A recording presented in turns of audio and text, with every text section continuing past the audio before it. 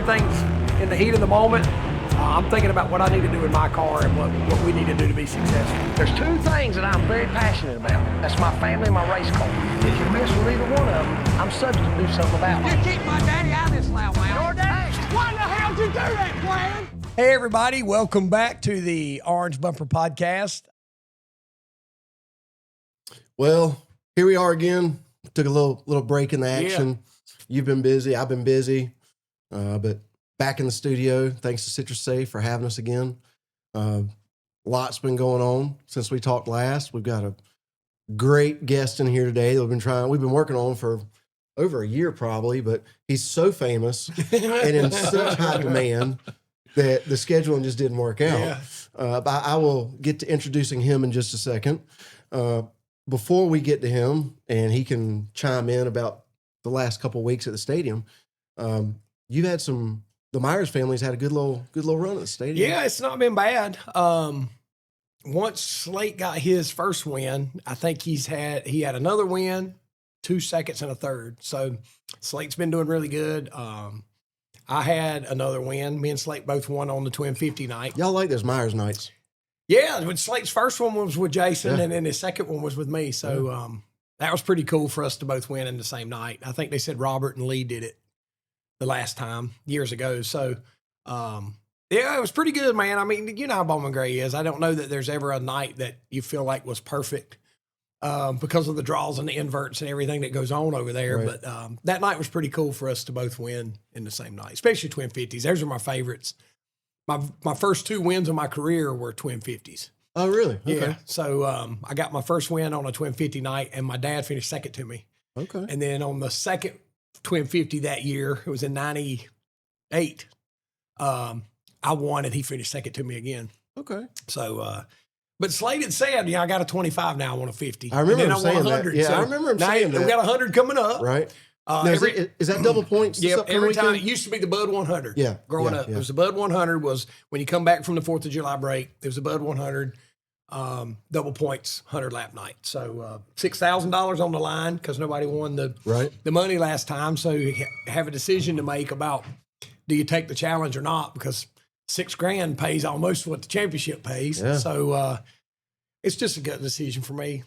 I get out there and I ask him and we talk about it. Talk about how many cars are there, talk about the condition of the track. Well, the last couple of decisions you made were the right decisions. Well, no, not really. Well, I mean, I took it on the first one. I'm saying end result. The end result ended up all right, but the first time I took it, me and Junior Snow split it. The second time I said no and drew 22nd, but I ended up winning the race. That's what I was saying. And then the last 100 lapper, I said no and drew 19th and ended up 5th.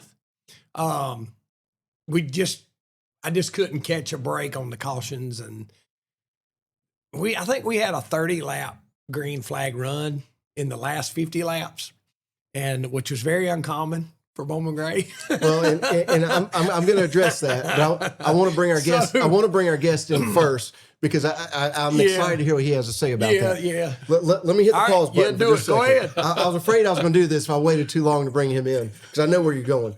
So, our guest that we have in here today, I'm going to go through this biography of accomplishments. I'm probably going to leave some out. But he has worked for Fox Sports, covering the top 3 series to include the K&N Series, Wheel and Modified Tour, NASCAR Mexico Series, I believe an Indy 500. Yeah. ASA Chili Bowl Nationals, Super Dirt Week, Monster Jam on FS1, current voice of the Smart Modified Tour, and a borderline starring role opposite Lindsay Lohan in Herbie Fully Loaded. I don't know if you've got your Screen Actors Guild card or not, but it's our pleasure to welcome the one and only Mr. Bob Dillner. Oh, thank you. I actually had my makeup done next to Lindsay Lohan at Fontana at California Speedway. I didn't even know she was next to me. And all of a sudden, I was talking, I guess, a little bit loud, like TV people normally do. And they're like, shh. I'm like, what's the matter? They're like, Lindsay. I went, Lindsay who? And they're like, Lohan. I'm like, and she was asleep in the chair next to me. Oh my gosh, man. So that was a good time. It's amazing what you dig up when you get ready for these shows. Oh my gosh. Yeah, the funny thing is, if you look at that movie, and my kids always, get a kick out of this. I'm tall, right? I'm 6'6". You've probably seen me do it, like, during an interview that's on TV. I'll just make my legs real wide and kind of get down a little bit. Jamie McMurray didn't like that when I did that years ago. But I did it for Matt Dillon because my scene was with Matt Dillon, the actor. And man, he's like 5'3", 5'4", maybe. And so I'm like, oh, I got to get way down. And they had this big crane shot coming in, swooping in. And you can see me, with my legs really wide to get down to Matt Dillon's level. Just never know what kind of facts you're going to find out on the Orange Bumper Podcast. Here, everybody thought we were going to talk about racing. We're talking about Lindsay Lohan and Matt Dillon. But no, so you're also the former founder and owner of Speed 51. Yeah. Which was sold to the Race Team Alliance 2019. Yes. And you've been in motorsports journalism, racing, broadcast, everything. And we'll skip back to that, but I know how Bert is. He's like I am. He'll lose a train of thought if we don't go back to the stadium. So let's go back to the 30 laps, which was in uncommon. the last 50 laps run. We had like a 30 lap green flag run, right? And you're sitting there single file and nobody's going anywhere. And I said on the radio to Jamie, we need a caution. He said, everybody's too spread out now. There's not going to be a caution. And luckily we ended up getting a caution there towards the end, but it was too late. I mean, I've been leading and have a comfortable lead and a dirt off 2 caution comes out. A Bowman Gray caution, yeah. And I'm like, crap. I've been second. And another guy had a comfortable lead and a debris off 2 caution comes out. And I go, yes. So I really think it's a balance. And we go back to people used to say when Burt and Tim Brown come in the pits, they slow the pace car down.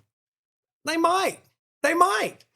But they're not doing it for Burt and Tim Brown. Mm-hmm. They're doing it for the show. Yeah. Right. They're doing it for the show. Well, you have the fans challenge and you've got fans cautions also. Now, the conspiracy guys are always going to say, well, I was leading and you cost me the race with that caution. Well, what about when you were running second and needed that caution? So when you take the challenge, and see, that's another thing. Are we going to get another 30-lap green flag run at the end of the next 100-lapper? I may not take the challenge if you do that. Right.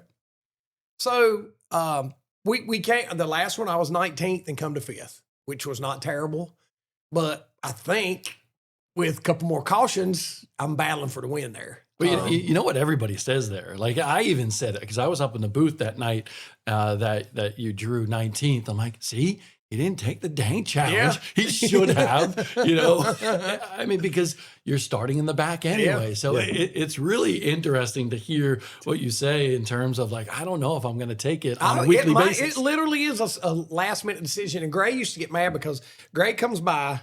They did a little different this last time. Gray would come by with an index card and a Sharpie. And in the top right-hand corner of the index card, it's got a 1. And he hands it to you. And the first time he did that, he's standing there. And he said, what's your decision? I said, I don't know. And he said, Bert, I said, Gray, honestly, I don't know yet. I'm going to get out here. I'm going to get Kim to walk down there. We're going to talk about it. I'm going to make a gut decision. And he's like, well, yeah. Well, I said, look, you've got my word that I'm not going to let the other drivers, yes or no, influence me. I will write it down on the paper before they say yes or no. I'm not going to stand there and go, he said no. He said, I'm not going to do that. You got my word. You can be standing there with me. Before they say yes or no, I'm going to write it and hand it to you. Well, this last time when Austin was down there, Austin came down and he had the top 4 names wrote down and he said yes or no. Well, I already knew it was a no. I talked to Kim and he walks up and I said, no. And I said, are you going to let anybody see that? Because, see, Austin's kind of new to, you know, and it's got Tim Brown, Chris Fleming, Burt Myers, and was it Lee maybe? Who they are, Junior or Brandon, somebody. Yeah, somebody. And he had the names on there. And he came to me and I'm like, I said, no. And he went, no. Well, when he goes to the next guy, is he going to let them see that I said no? Right. And I was just kind of being, because he's new to it. I said, Austin, don't let anybody see that. So it is a split decision or gut decision right at the last minute. There's been times that I said no and I drew top 5. But there's been times I said no and I drew back. So it's just, it is what it is, man. It's part of the excitement formula at Bowman Gray Stadium. It's part of the 3-ring circus. It is. That's why people come in. That's why they come, man. So see what's going to happen. Obviously, now you're as we sit here and speak, you're associated with Smart Tour, do a lot of work with the stadium. Let's back up. Where did your racing and journalism get started? I mean, everybody knows you're from up north. Yeah. I'm not gonna call you a transplant, but you're from up north. But so what was your road to getting to where you are now? My dad, really, it came down to him. I mean, like you, Bert, I grew up in a racing family. The only difference between Bert and I, both of us, our families didn't have a lot of money, but my dad really didn't have a lot of money. So he had a decision when I was born, or shortly after, am I going to, keep on racing, or am I going to put food on the table, right? Mhm. So he was a drag racer, and then he went figure eight racing. And I always say that's how I am the way I am, because my dad got hit in the X one too many times, But he quit when I was like 3, and he would still bring his steering wheel to the track, and used to have those orange seat back chairs at some of the racetracks, at least up north where I was from. And he would put that into the stands. He would take his belt off, belt me into the seat, give me his steering wheel, and I'd sit there and pretend I was, Charlie Jerzombek going around the racetrack, because he was my favorite driver growing up. And it was just neat to have that. My brother and I, obviously, I work for Flo and a lot of stuff outside of Smart even, and he works full time for Flo. Dude, we used to go around Islip Speedway and just physically, we couldn't run, but we could fast pace walk, and we would pretend we're our favorite drivers, and we would hit each other, and I'd shove him into a fence, and I'd try to grab his arm and spin him out, and we just fell in love with it. And all of everything that we've ever done as a family has always been driven by passion. And that's kind of how it began for me, is that passion. And then the funny thing was, I was awful in school, and I was punished a lot. And all I could do is read or write in my room, and all of a sudden, my parents found some of the stuff I wrote about racing, told me to send it in some papers, and a couple weeks later, I got a call from Area Auto Racing News when I was 14 years old, and they said, "Hey, are you 16?" Yeah, sure. I was tall enough, right? Sure. Yeah. And I was writing about my heroes 2 weeks later. That's so awesome. That's kind of That's how pretty this cool, whole man. thing, not the TV side, but how it all began for me in racing. We are Citrusafe, where good grilling is made better. We have prided ourselves in being the industry pioneer for safe grill cleaners.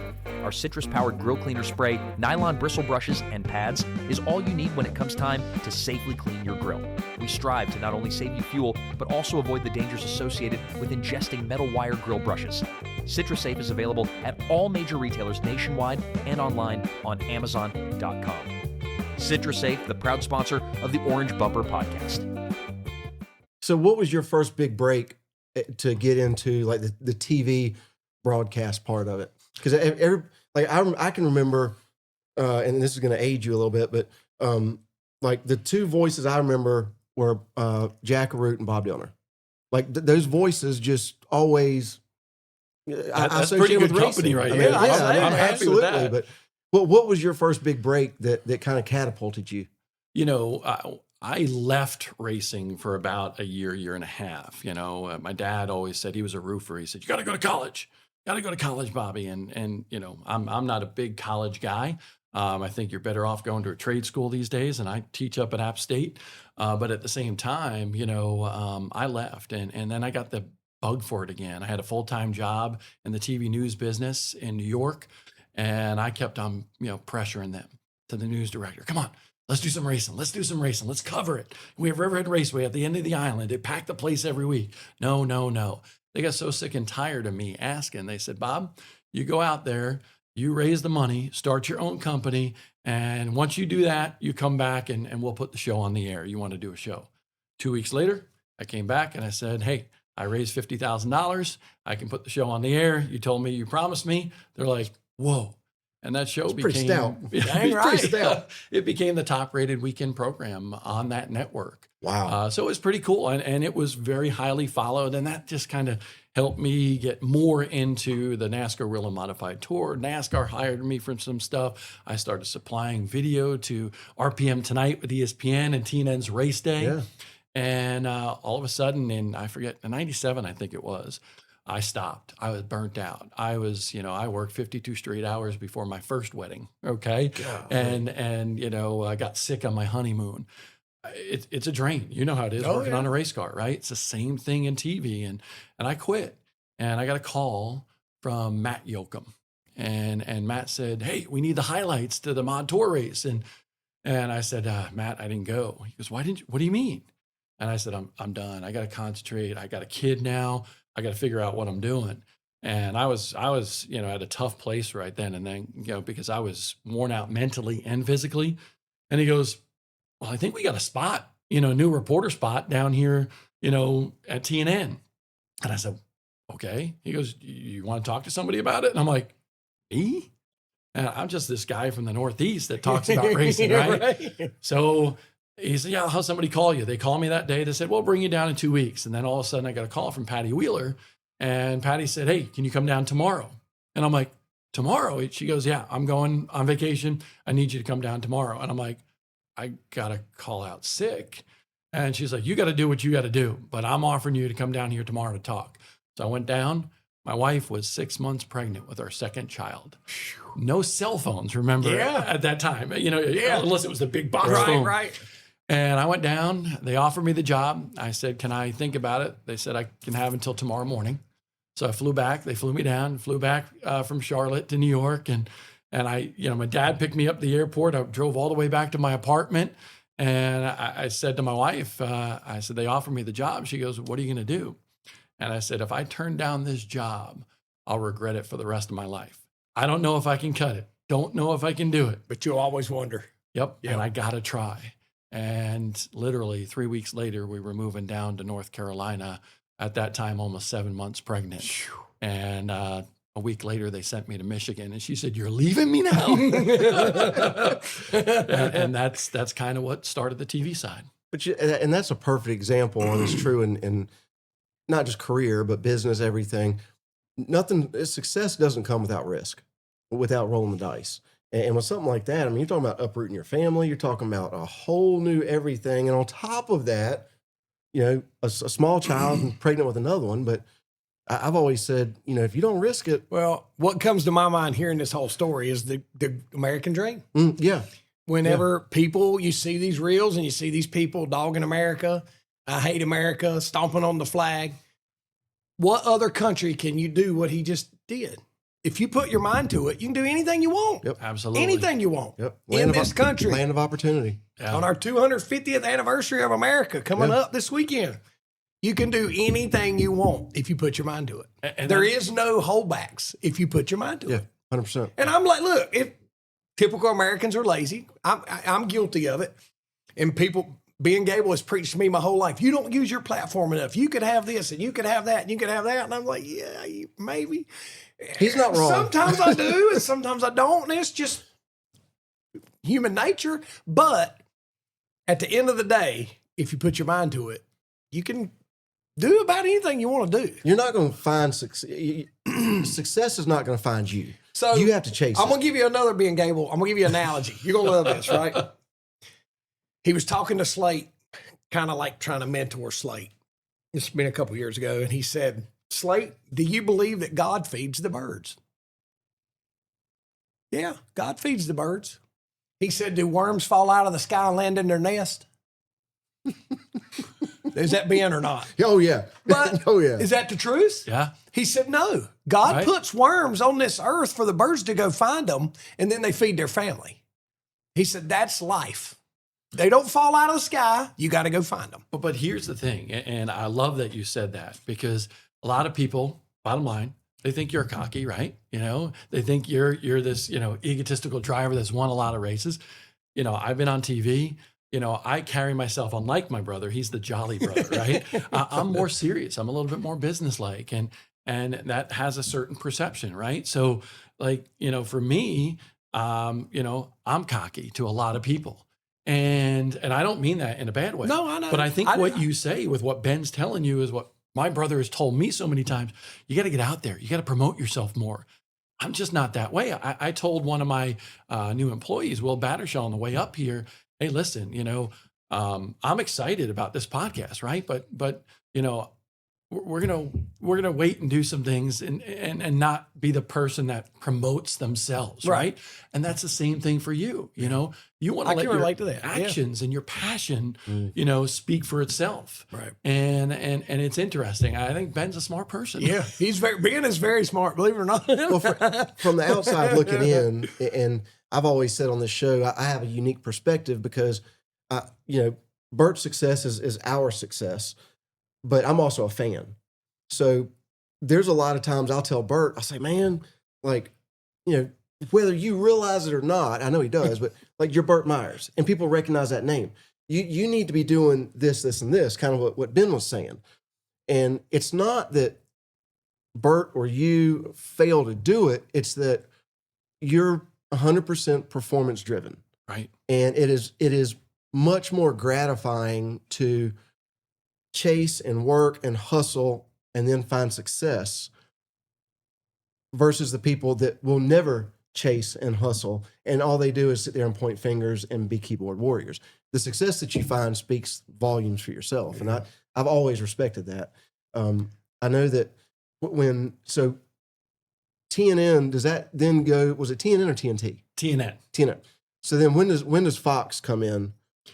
So TNN actually, in 2001, I think, all of a sudden decided they weren't going to be TNN Motorsports anymore, and they were going to go a totally different route, and they were going to get rid of racing. So here I moved down in 97. In 2001, I'm being laid off, with the exception of doing some freelance work for, ASA back in the day. And so I'm like, oh my gosh, what am I going to do? And, I started Speed 51 just on a whim, hey, I got to do something. So this internet thing is kind of cooking. Let me start it.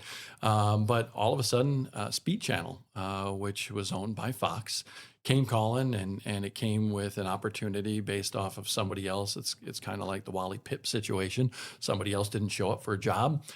They called me. I walked in and never left, at least for, 15, 16 years.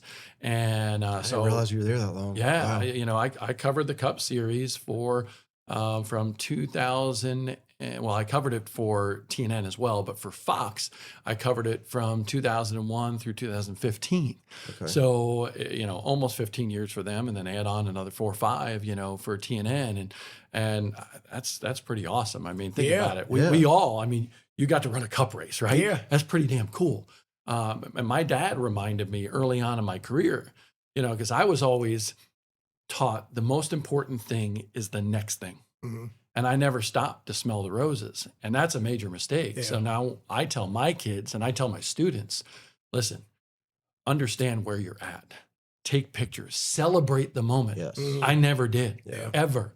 And, that's something that I regret for sure, is the fact that I didn't realize I made it to the pinnacle of racing. And I remember, the times that I met Donald Trump at a club in New York, right? James Hetfield from Metallica, with Tony Stewart and I in his rookie season, just going partying in downtown Manhattan. Those things are special. Absolutely. But you don't realize them many times. I think it's Asian wisdom, right? Yeah. We're both in our 50s You're now. right. So I can say that because he just turned 50. But We're all 50 here. yeah, it's something that people that are coming through the ranks, no matter whether you're in racing or whatever else, need to realize. Yeah. I'm still guilty of it. We'll go to, it's just become, I don't want this to sound the wrong way, but like we go to the Cup banquet every year because of the Myers Brothers Award and all that stuff. And I've told Slate and I've told the kids when they go and when the first couple, I said, look, people would give their firstborn to be sitting where you're sitting right now. So remember that. And we're so casual to us because we've been, around it and been involved in it that we don't think anything about it. It's going to sound, but whenever I go to Martinsville, we have off weekend and I would call Kyle and say, hey, can you get me some tickets? And we'd go and I'd take a couple of my crew guys and let them sit on the pit box and let them enjoy it. Cause I want people to experience that stuff. Right. And you walk through and Kyle Larson will, hey Bert, what's up, man? And Bubba Wallace bro hugs me. And it's like, they're just other race car drivers to me. And then you might post a picture or somebody see a picture and they're like, you met Kyle Larson? And you realize, man, that was a special moment. Right. That people You know, Right. so it kind of in the same lines there of realizing where you're at and realizing how fortunate you are to be able to do what you're doing. My brother reminds me of that all the time. He goes, Bob, he says, you got to stop working. You got to go to the racetrack, sit in the grandstands. And Matthew is just an unbelievable spirit, right? I mean, we both have the same passion. We just get to it different ways. And that's why we're brothers. And you and Jason are different, right? Yeah. But, you know, I'm talking this whole thing I'm relating to. yes, yeah. It's like, you know, I tell my students, they're like, oh, who have you met? I'm like, I don't know. I have to think about it. Who have I not? Yeah, Tom who have you would not be met, the right? more accurate Tom, question. you know, all the race car drivers, right? Yeah. I've covered IRL and kart back in the day.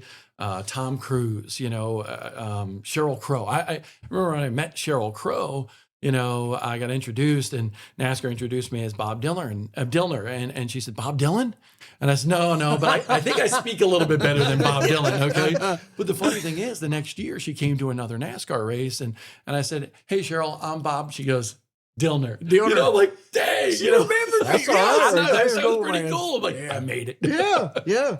And that, I can understand that because when you remember when we did the no text and driving thing, and we were down in the drivers meeting, and Darius Rucker was down there. Yeah, we met And Darius. you know, as we're all growing up, you know, and that's a perfect example. Yeah, we met Darius. You know, like to me, I was right. like, "That's Darius Rucker. Like that's Hootie." You know. Yeah. And he's like, "Oh yes, that's Darius Rucker." And, you know, I'm all enthused, and this is a big thing for me. And to him, it's just like another guy that he's met. But you all see all these people on a regular basis that you're so accustomed to. It's not judging them as a celebrity. It's just somebody else have to cover or somebody else is at the race. But like with me, I'm like, oh man. No, I did do that when we met Gavin at Kyle's thing, Kyle and Samantha's thing. Yeah. We met Gavin Alcott. Okay. And I was gonna, I pulled a fan thing. Fanboy. Fanboy. So it was Slate and his girlfriend at the time. They were going to go get it. We had Citrusafe sponsored the thing, so we got to meet Gavin. So when you get in line and you go back there, and it's like a backdrop, and Gavin's standing there, and he's got his beer in his hand, his cowboy hat, and his sunglasses on, shirt undone, just cool as hell. And Slate and his girlfriend walk up, and they get their picture, and then me and Kim are going to walk up, and we're going to get our picture. And I was going to say to him, "Hey man, you ever been to Bowman Gray Stadium?" And if he said, "No, but I've heard of it," and I was going to have a little conversation with him about it. Because I was wanting him to say, "Oh, yeah, man, I've heard of you." I'm like, "That's right, baby." I did. I ain't gonna lie. And I get up there and I'm like, and I walk off. I'm like, what did I just do? Did you take a selfie? They Okay, take your phone. okay. I did take a selfie, but they also take the picture and then they email it to you or whatever. But I did. I said, "Here, let me do this." And then my camera was backwards. And I'm like, and Slate's her going, You have a different perspective when people do that to you now. yes. So I did it, and I was fanboy though. I was in my mind. I was like, "What's up, Gavin? You ever been to Bowman Gray?" You know. And I got up there and was like, "Yeah, That's all right." But I pulled one, but it was cool. But I've said before, I'd like to meet Dave Chappelle, and I'd like to meet Tom Brady, and I'd like to meet Donald Trump. Those are if there's a list of three, that's my three that I'd like to meet. Mom and Daddy saw Trump walking through the casino in Atlantic City 50 years ago, whatever it was. But at the time, it was just, "Oh, yeah, there's Donald Trump." He wasn't the president of the United Right. States. So, but that's my three I'd like to meet is those three. So, that ain't bad. and I'd probably do the same thing I did to Gavin. I wanted to meet Gavin, and we were getting ready to meet him when we were at the Ramcat that night. And Braden Hull's manager, Braden knew who me and Slate were, and we met the manager and got a card, and we got to go back in after everybody had left. And we ended up standing there talking about racing and looked up, and Gavin was walking out. And I was like, "Gosh, darn it, I didn't get to meet Gavin." So that was the night I thought I was going to get to meet him. So ever since then, like, man, I want to meet Gavin. I want to meet Gavin. So when I talked to Kyle and talked to Kyle's people about Citrusafe sponsoring their Bundle of Joy Foundation thing and all that stuff, and I was like, "Hey, think we can meet Gavin?" She goes, "Oh, well, you have to be at the premier sponsorship level to get backstage to meet Gavin." I was like, "All right." So like the day before the event, she called me. She goes, "Hey, just want to let you know, there's some people who did the upper level stuff they do it to help. They don't actually attend. And I got a few extra armbands." I was like, "Oh, I get to meet Gavin." Good day to be Bob Myers. I didn't even talk to him. Totally I didn't even blew it. talk to him. So If you Anyway. if you want to hear a funny story, you need to talk to Chris Williams about his Adele concert. I'll just leave it at that. Okay. It's one of the funniest stories you'll ever hear. Definitely. Is it something that can't be broadcasted? No, definitely broadcastable. But so I love Adele. Okay. I get made fun of for it all the time. But I'm 50 years old. I don't give a crap. Right. I drive down the road. I'm singing Adele at the top of my lungs. It's whatever. It is Can what you it is. sing though? I think I can. Okay. That's really the only opinion that matters, right? I can sing in the shower. right. And in the car. That's Yes. about it. I'll say this: I've sung Adele 3 times to my wife, and we have 3 kids. Oh my gosh. Just throwing that out there. Lord have mercy. Anyway, so I was talking to Chris's daughter, and she something about long drive up here. Something I was like, yeah, I just throw Adele on. I'm good. And she's like, you're an Adele fan? I was like, oh yeah. She's like, you say that out loud? I was like, man, I don't care. Yeah, absolutely. She's like, you need to talk to my dad. I got to talk to Chris and just have him relay the story and show you the picture. I will. I'm not going to tell his story without him being here, but it's well worth the ask. You need to forget about Adele though, and just No. take your wife to train. No, Okay. yeah, no. Adele, I'm Adele, Dave Matthews, and Chris Stapleton. Like where you were with Gavin Adcock, I would love to meet Chris Stapleton. Yeah. Huh. I would. Yeah. I would love to spend an hour with him. Yeah. I'd probably do something I haven't done since I was 15 Yeah. if I got an opportunity to hang out with I him. think what draws me to Gavin Adcock is he still seems to be just the same old guy that plays in. He doesn't realize how big he is. You know what I'm saying? Yeah. We was in Charlotte, Stars and Guitars, I think, and there was a row of, and there was a group. It was about 6 entertainers. Well, Lee Bryce was the last one, so it was people that you didn't really know, and then Gavin, and then Lee Bryce was on the end. So the first guy, cool as hell, I forget his name. I actually messaged him after the concert and invited him to Bowman Graves. Like, hell yeah, we'll come out one night and all this kind of stuff. Really cool dude. So it gets to Gavin. And when he's like, all right, y'all, I'm going to sing this. And as soon as he goes like this, everybody in the whole place stands up and everybody's screaming the words to the song. He gets done and everybody sits down and Lee Bryce starts and like half the people respond. Oh yeah, I'm not kidding. So there was an older couple that was over here. So they went back through the line again and everybody did 4 songs. When it got to Gavin, the whole place erupts, screaming to the top of their lungs the words to his Right. song. Lee Bryce does what's the one that there's one that he's known, One of Them Girls, Yeah. which is one of his big songs. Half the people in there are singing. Most people are reacting, but most people are sitting down. And that older couple said, that Gavin guy, man, he must be pretty popular. Like Gavin doesn't realize Yeah. how big he is. To me, he's top 3 right now. Easy. And you don't really hear much about him. Yeah. But I think that's one of the things that I'm drawn to him is he's just Well, a regular guy. You'll see one of his videos and he's just hanging out. it's hard to find a regular person that's mainstream. Right. You know? And I get it. We've talked about this before. Dale Jr. can't go to the mall. Right. I get that. Gavin Adcock still does stuff like that.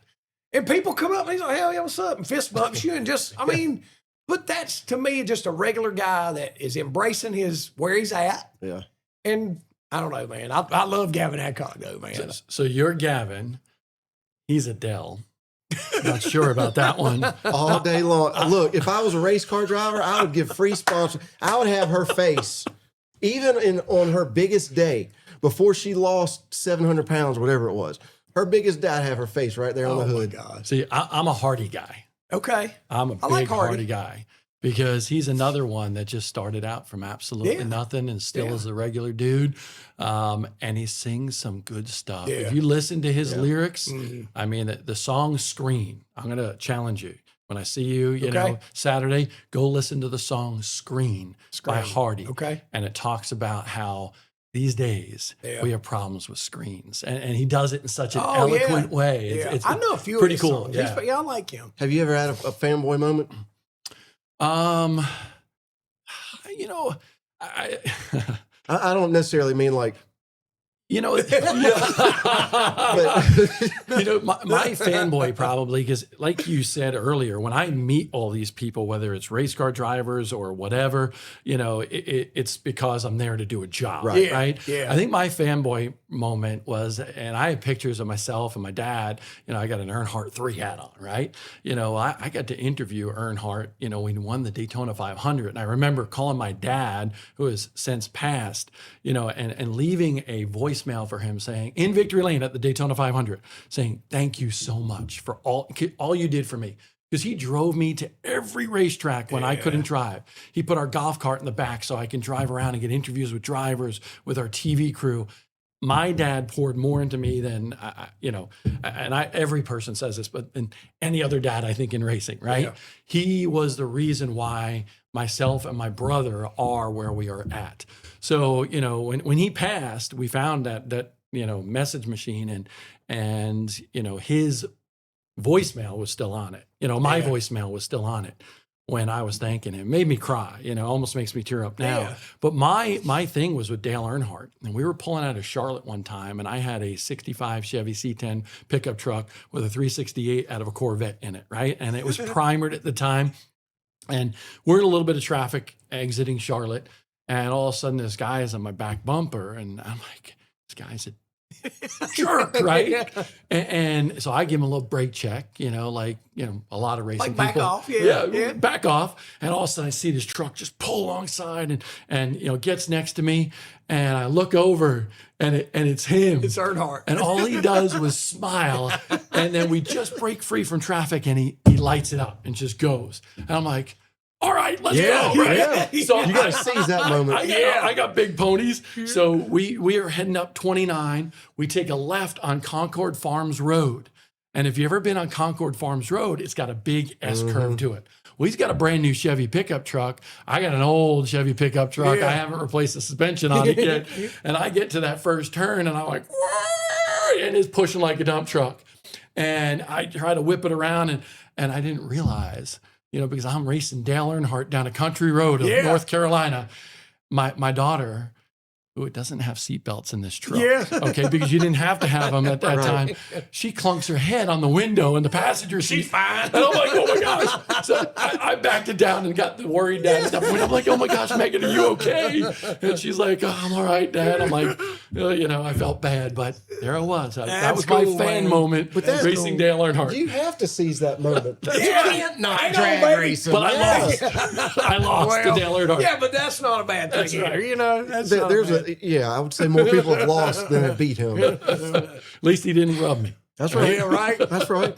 So you were at Fox for 16 years, is that right? 15 years, yeah. So what was the deciding factor when you left Fox? Were you going in a different direction? Was it their decision? Was it mutual? Yeah. How did that kind of work out? I didn't leave. They didn't renew my contract. So like I tell everybody, I'm like a race car driver. I lost my ride. And, it was a deal where, I trained some people and I have no ill will because I believe that they made a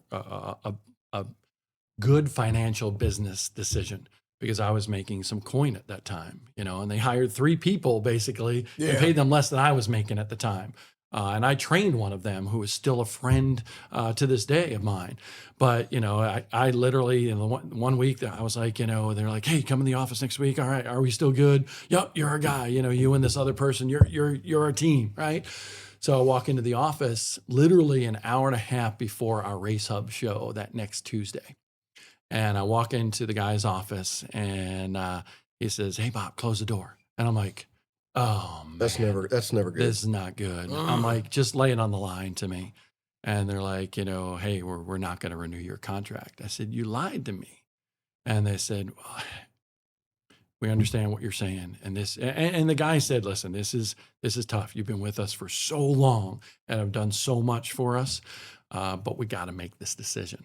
And the company's going to go a different direction. I thought my life was over. Yeah. I sat in the parking lot and cried because I thought my life was over. Yeah. My wife is trying to call me. I'm hanging up. I'm not answering because I'm done, right? Everything's done. That was tough. You make it to the big leagues and then you're done. Yeah. And I remember going to the North-South shootout that year and was talking to Jimmy Blewett, and the Blewetts and I, you know, our family have been friends forever. Like, you know, I knew Jimmy and John, when they were little kids, we used to run around Riverhead Raceway together. I was on, Jimmy and John's dad's pit crew when he won the championship at Riverhead Raceway as like a 15-year-old. Yeah. So Jimmy sat me down and he's like, "How you doing, Bob?" And I'm like, "Dude, not good. You know, I don't know where I'm going, what I'm doing. I don't even know if I'm going to feed my family." You know what I mean? Spent way too much money on race cars through the years and so forth because I had my own race team, and I just don't know what I'm going to do. And he said, "Why are you so pissed off?" And I'm like, "Why not? I lost my freaking job." Yeah. You know? And he's like, "Bobby, you've done what so many people haven't done, right? You've made it to Cup. You worked there for almost 20 years. We, from the area that you grew up in, are proud of you." Yeah. I never looked at it that way, Right. and I'm like, I walked away from that and I was kind of like stunned. And I told Jimmy the next year that you helped me. I wouldn't have gotten through that year That's cool. without Jimmy Blewett. Yeah. And Mav TV popped up, right? And it allowed me to concentrate on my Speed 51 business and grow that to the point that it got to. And, Mav TV, I did some pretty bad stuff. Lucas Oil Late Model Dirt Series, off-road racing out west, different things, Chili Bowl. It was the best time of my life, honestly, after I got let go from Cup. Yeah. And a lot of people say, "Man, we miss you from Cup." That's awesome. Would I go back? The money was right? Yeah. I still got to put food on the table for my family, so I'd consider it. But I love doing the short track racing thing. So that's really what it was. After all that time, they made a business decision financially, and I was left out in the dark. But I remember the Venturini saying, "Hey, we're proud of you, as well. Obviously they've made their name in ARCA for so many years, but you reinvented yourself in a different way." And my dad always preached to me, on the back of his garage where he had his figure 8 car, there was a banner, and I have it in my office to this day. And it was the number 51. I had the Polish flag on it, the American flag, and a checkered flag. And on the bottom it said, "We try hard." My dad never won figure 8 races. He sucked in the figure 8s. He was good in the heat races on the oval, but could not do the 8. But he always tried hard. Mm-hmm. And that's what I do. That's what my brother does. We try hard. We are going to, succeed at times. We're going to fail at times. And I tell my students at App State right now, I said, the only way you're going to know how to do what's right is to do a lot of what's wrong. Yeah. And that's what we've done. That's right. That's dead on accurate. With the short track stuff, and with both of you, you having a lot more taste of Cup, but you being who you are and being around Cup and running 3 races, what do you think Cup is missing that short tracks have hit a home run with? Because there's no doubt about it, short track racing, in my opinion, is where it's at. I like Cup racing, but if I miss a race, on a Sunday, I'm just like, who won? Check my phone. But like a smart race or a wheeling race or a cars race, on my phone, I'll watch it on Flow because I think it's better racing.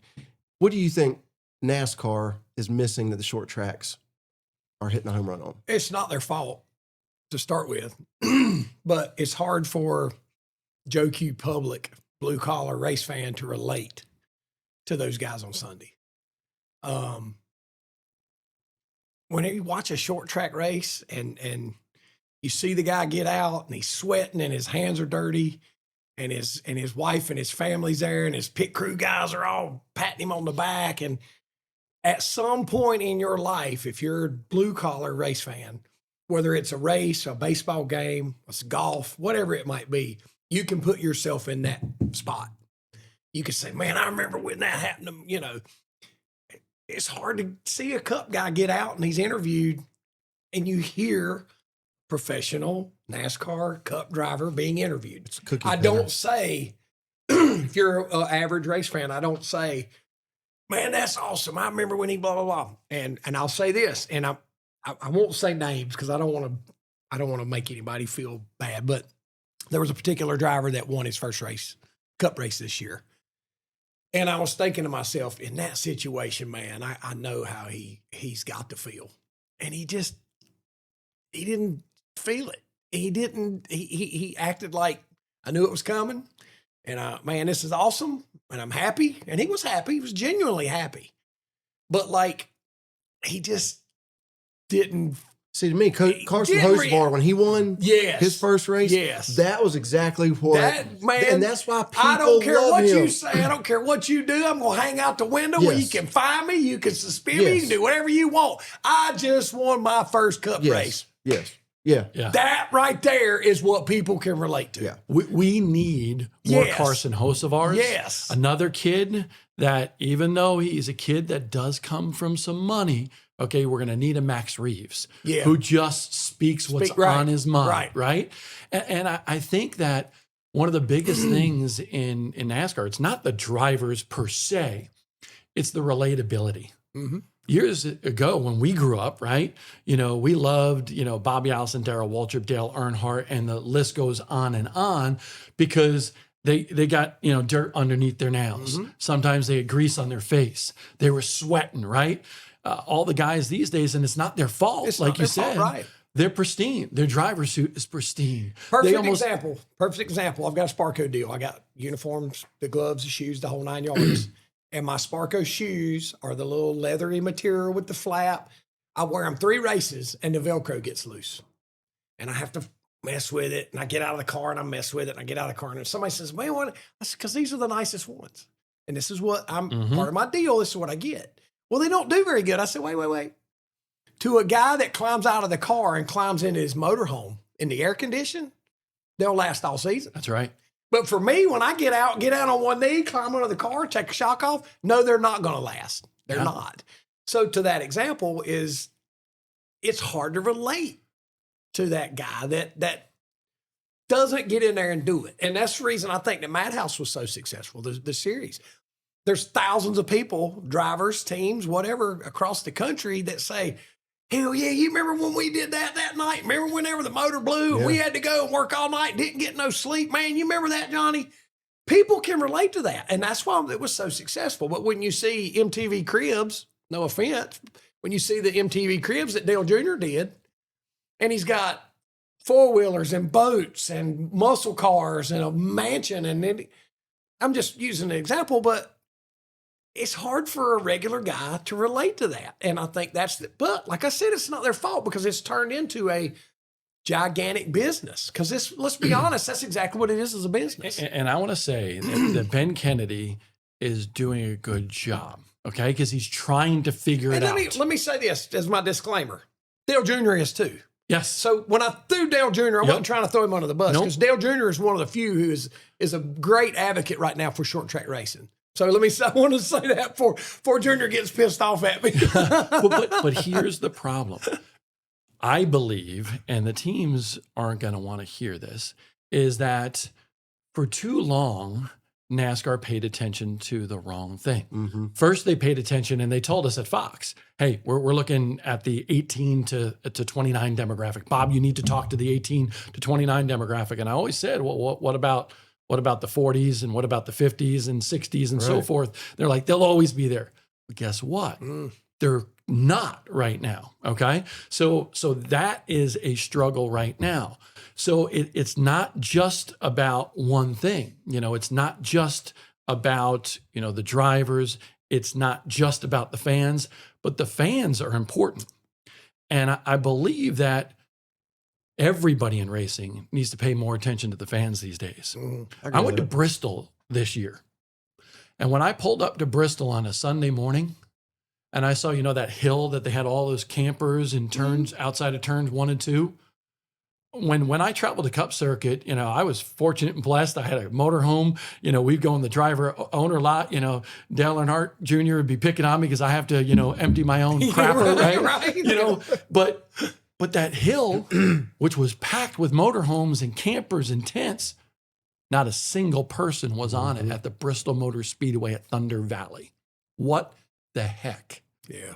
So you've all come to recognize the name Citrusafe. It's the #1 grill cleaner in the country.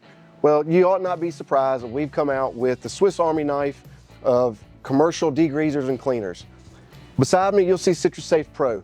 Wonderful alternative for everything commercial, but specifically motorsports. Everything from steel, from aluminum, fiberglass, concrete, you name it, this is going to take care of it.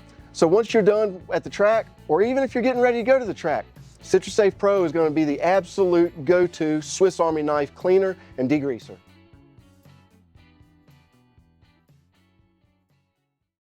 COVID changed everything. Yeah. And some of the decisions that were made during COVID to quite honestly benefit the teams. And remember, my company was bought by the RTA. Yeah. I understand a lot of different things that was going on in the minds of all of those people to try to make things, more affordable. Well, guess what? Those teams are still spending money in different ways. That's right. Mm-hmm. It's just been redistributed somewhere else. When we went racing in the Cup Series prior to COVID, we went for an event, a weekend-long event. People got there on Tuesday, Wednesday, or very least Thursday, and they were camping, they were having a good time, they were drinking, they were tailgating, they were doing all that. That's not as much there anymore. Right. And that's what we need to get back to. We need to make it so that they go in, say the Magic Mile, right? New Hampshire, I'll take them to race up north. They used to go in for the Wheel and Modified Tour. They used to go in for the old Busch North Series. Maybe the trucks were there, the O'Reilly Xfinity Nationwide Busch, whatever series it was there. And then the Cup Series was on Sunday. We need to make it a party that lasts the whole weekend and not just a commuter event where you can drive in on a single day, no matter what day it is, to see whatever event you want and drive out that same day. I think Talladega's probably got it figured out. Yeah. Because I would never go to Alabama for anything other than the Talladega race or an Alabama football game. Only two things. But everything that I hear about the race at Talladega and all the debauchery and the entertainment value. Talladega Boulevard, baby. Yeah, that attracts me to want to go to it. I don't think it's ever going to it's never going to change because it's become so corporate. The reason, think about this, and Smart does it, Bowman Gray does it, all tracks do it, and it's the smart business thing to do. You have a sponsor for everything. The cleanup crew is now the Citrusafe cleanup That's right. crew, right? The caution is what, 811, call before you dig caution. Is the cone sponsored? I don't know, but either way. No, it's not. But it is the Citrusafe Grill Cleaners Choose Cone and Smart. It is. And how about this? The VCU Massey Comprehensive Cancer Center Caution and Smart. Yeah. Good. That's tough to say. Yeah. But my point is the restart zone, the cautions, 1 to go. Everything has a 20 sponsor. to go. 20 to go. 20 to Everything go. has a sponsor. So in a perfect world, instead of 36 races on the Cup Series, you have 20 races on the Cup Series, but turn it into that 3-day event again. Right. Because if I'm a Cup driver and I'm a 35-year-old Cup driver, successful Cup driver, and you tell me that we're going to do 36 races a year and every one of them is going to be a 3-day event, I don't know that I'm excited about that. But if you tell me we're only going to do 18 events, 20 events, excuse me, and we're going to go back to come in on Thursday, practice on Friday, practice on Saturday, qualify on Saturday afternoon, race on Sunday, and turn it into that, but cut the schedule in half. But here's your problem. You cut the schedule in half, now you cut your sponsorship in half when it comes to NASCAR sponsorship dollars. Because how many times have we been to Bowman Gray? Back in the day, Bowman Gray, we knew if we had a rain out, they canceled Twin 25s. And the 100 lappers took precedence. So we always welcomed rainouts because we knew, all right, they're going to do away with the Twin 25. Whew, good. We don't have to worry about a Twin 25. And I remember several years ago, the first time that it rained out a Twin 25. And I asked Gray, I said, next weekend's going to be the 100, right? And he said, no, it's going to be Twin 25. I said, why are we not doing away with Twin 25? He said, because it had a sponsor. The Twin 25 weekend was sponsored by a certain company. Well, think about Cup. If you say, all right, next year we got 36 races and every race has got a sponsor. When we're going to cut it back to 18, what are you going to do with them other 18 sponsors? Right? Because they wanted to sponsor that race that weekend. We say, okay, well, for half the money, we'll do this. Well, NASCAR's not going to take half the money. No. So it to me, it's just snowballed into this great big snowball that it's never going to melt. It is what it is. And we just take the best of what's there and try to get value out of it. I agree, but at the same time, I disagree a little bit. And I remember NASCAR bringing me down to Daytona, going up on 7th floor, whatever it was, in that building up there and talking to thing. I know, Chad Canals actually had something similar, and this is years ago. But, in a way, if you're going to grow, if you're going to evolve the sport, you got to consider being done before football really engages. Mm-hmm. Yeah. Okay. And to your point, 18 races, make them doubleheader weekends, right? Yeah. And now you have, 36 races. Yeah. And you get the title sponsor on this one, you get the presenting sponsor on the next one. There are ways to twist things. Yeah. And I really think so many people knock on Bowman Gray. And I used to be one of those. I think you know that. And I'm not anymore. And the reason why I'm not is not because of Burt Myers, is not because of Matthew Dillner, who just stayed on me, all the time. It's because now when I go, a lot of times, if I'm not doing the Flow broadcast, I will sit in the grandstands. And I don't sit in turn number 2 where they're just a little bit too rowdy for me, although I love them down there. They don't like me very much. Yeah, they don't. Off turn 2, they don't like me very much. Yes, you and Tommy Neal. But going into turn 1, you got some. All good the fans. camo crews hanging over the wall. Listen, I think it's interesting because I sit, and I don't know if Kim's told you, but I sit adjacent to her just across the aisle because I like the aisle. I'm 6'6", right? I need a little leg room, and my kids sit with me, and sometimes my nephew Hudson as well, and we watch the races, and we're doing some other stuff right now as well. But I see the passion. People need to learn from Bowman Gray Stadium. Absolutely. The NASCAR Cup Series can learn from Bowman Gray Stadium. Absolutely. There are more young kids there than there are old folk. And that, nobody will believe it. Yeah. Nobody will believe it. I walk that concourse to go get little donuts for my kids every single week. I think the surrounding 3 counties, everybody in high school is there. It's a big 15 to 18-year-old crowd. It's a destination. Yeah. It is their place to go every Saturday night from the end of April to the end of August, roughly. Okay, so that's what they need to do in the Cup Series. The lineage, family history, it's all there. Yeah. I sit by the Myers family. Sometimes the Tim Brown, people are right behind me, and I'm like, holy smokes, this is going to get big here. And I don't know where the Speenies fit, but by golly, more is brewing, and rivalries are good. And I know people try to tone down that, but there's so much that happens at Bowman Gray that is right, that every track in America can learn from. That crowd, on a Twin 25, sometimes on Flow, they're like, oh, look at that crowd. That crowd is down there, a lot of open seats. Well, you know what? It's still half full. Right. And when it's half full, it's still got 7,000 people in the grandstands. Right. Hickory Motor Speedway, and I'm not calling anybody out, or any other track short in track. America would love to have 7,500 people in their Absolutely. grandstands. Well, and I've said too, the other thing about Bowman Gray, and I'm sure you'll agree, is how driver accessible Yes. that we are. The fans can come down before practice starts and then go up in the stands, or they know that after the races are over, the drivers are going to hang out. They go down, and the same people come every week. That's passion, dude.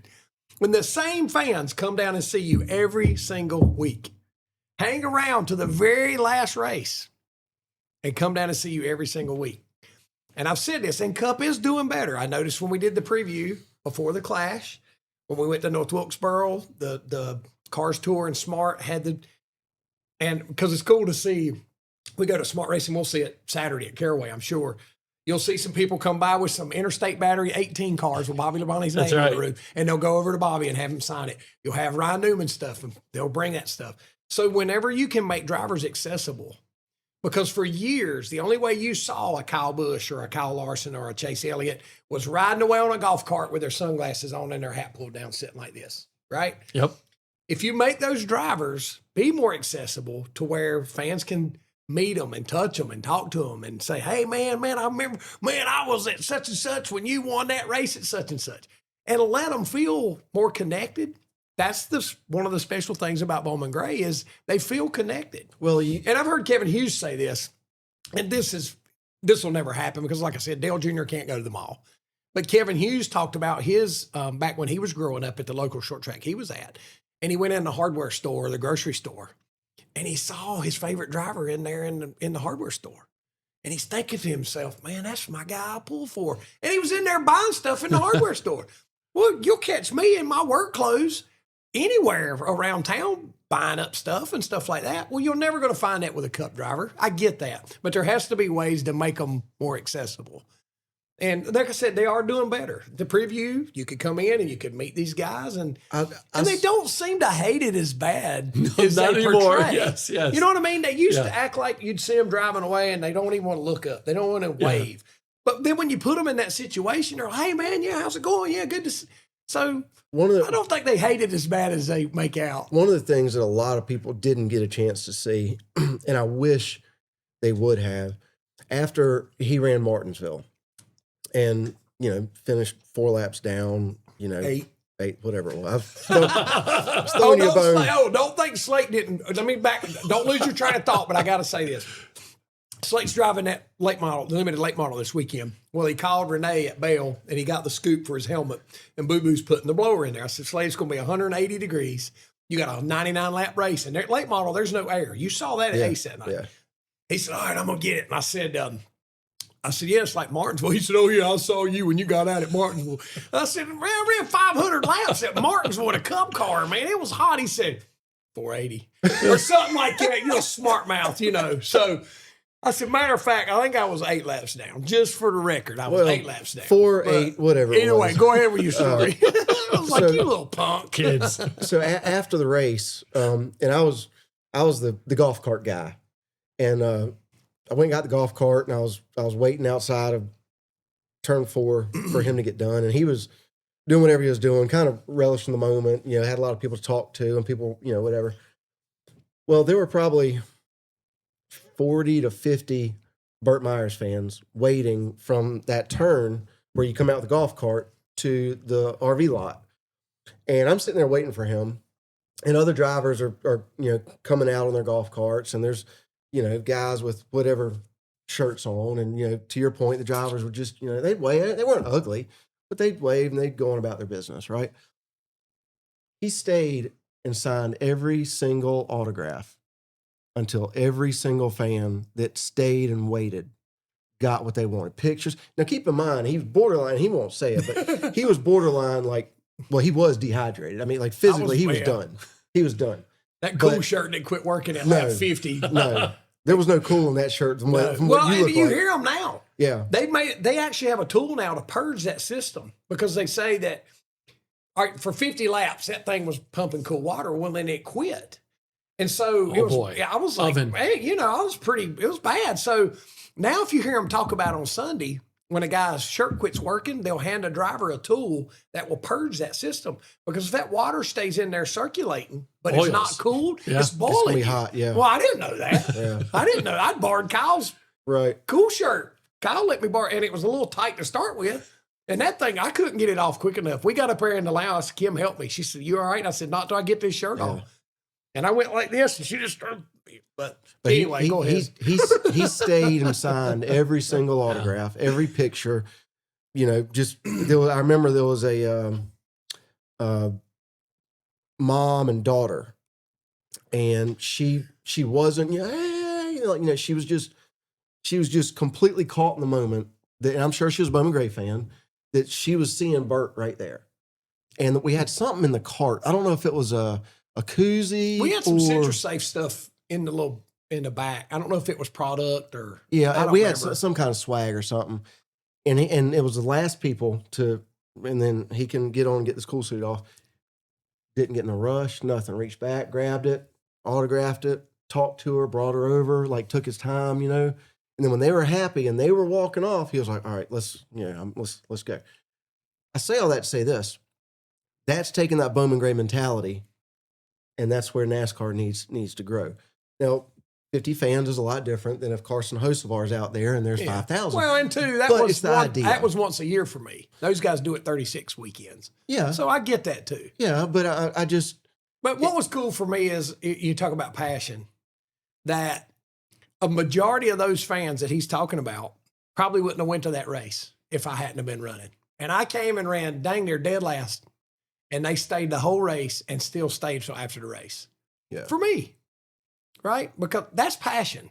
And I appreciate every bit of it. You know what I mean? Because we've said before, that's one of the things about Bowman Gray too. You have a bad night at the stadium, and I go in there and I change clothes, and they're loading everything up. And I tell Kim, I'm like, I just want to go home. I don't want to hang out. And then, but you can't leave. You got to stay, and you stay. And then by the time you leave, you forget all about your.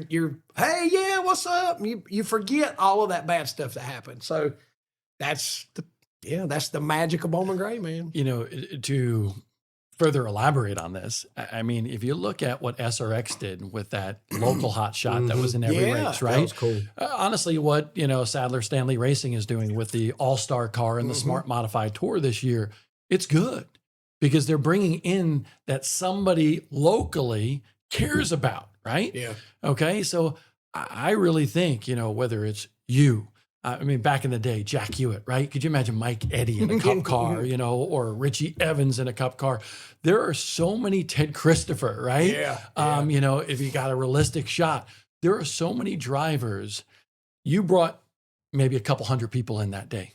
You know what? That's a couple hundred tickets that they sold because they wanted to see Burt Myers. I really wish, and I don't know how I'm not the guy that's going to say, hey, here's how it's done. But a group of people can sit down and figure it out. How do you figure out how to make one car in that field straight up, right? You're going to run that race. You're going to qualify where you're going to qualify. You're not getting any extra advantage or whatever. But how are we going to bring those local hot shots to make people locally care to come to that race? Do like what Ram's doing on the truck series, but do it with your local drivers. Yes. Yeah. I think that would be a great idea. Well, and just even like me, and I saw where Landon Huffman is driving the truck, the 75 truck. Yeah. And that's cool for me. Mhm. Like, heck yeah, Landon, way to go. I'm going to text him today, man. I mean, really, we need more of that. Yes. We need more of that because I've said for years, and I'll say it to the day I die, and I know I'm right. There are thousands of Jeff Gordons at local short tracks across this country that nobody will ever know because they're not put in the right situation. So whenever a guy does get a shot, right, you're like, man, that's awesome. Heck yeah. Butterbean, when Butterbean got a shot, what'd he do? He went to ARCA and he killed him. Right. Killed him. Yeah. And you're like, yeah, I knew he could do it. And Lee Pulliam, when he drove Junior's car at Martinsville, of course he can do it. We've seen him. We know this guy. We know he can drive. We know he's passionate. We know he knows what he's doing. Of course he can do it. So when you're not surprised by that stuff. So I agree to that. I think there's a way. And, they talked about when the Clash came in, when me and Tim were both trying to get it lined up to get into that race. And they had said, whoever wins the modified portion automatically qualifies for that or something. There's ways to do it. But Well, all right. So going off of that, and this is a question for both of you. I want each of you to answer separately. Money, no option. Contracts, no option. You have a smart team, a cars team with both pro and limited, and a cup team. Who are your 4 drivers? Smart, cars, NASCAR. Who are your 4 drivers? Can't be family. Oh, man. I was going to say me, Slade. Nope. I don't know, be man. family. I mean, there's Mike Christopher Jr. has got to be in there. I really think he's got the bloodline. No, back up. Now, where are we Start putting with him? smart. Start with smart. Wait a minute. Who are you going to From the Smart Series? Nope. What do you mean? Any driver. I'm saying you're done driving. I've got a money's team no in the option. Smart Series. You have a and team I'm in going the to bring a cars. driver in. You have a team and it in- can't be family. Right. You have a team in both pros and limiteds with cars, and you have a cup team. Who are your 4 drivers you would put in to drive each of those Smart, cars? Mike Christopher Jr. Okay. All right. Mike so Christopher Jr. Your 2 cars drivers.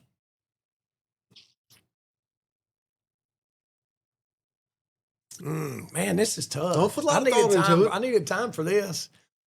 Right now, I'm putting Keelan in a pro. Keelan, yeah.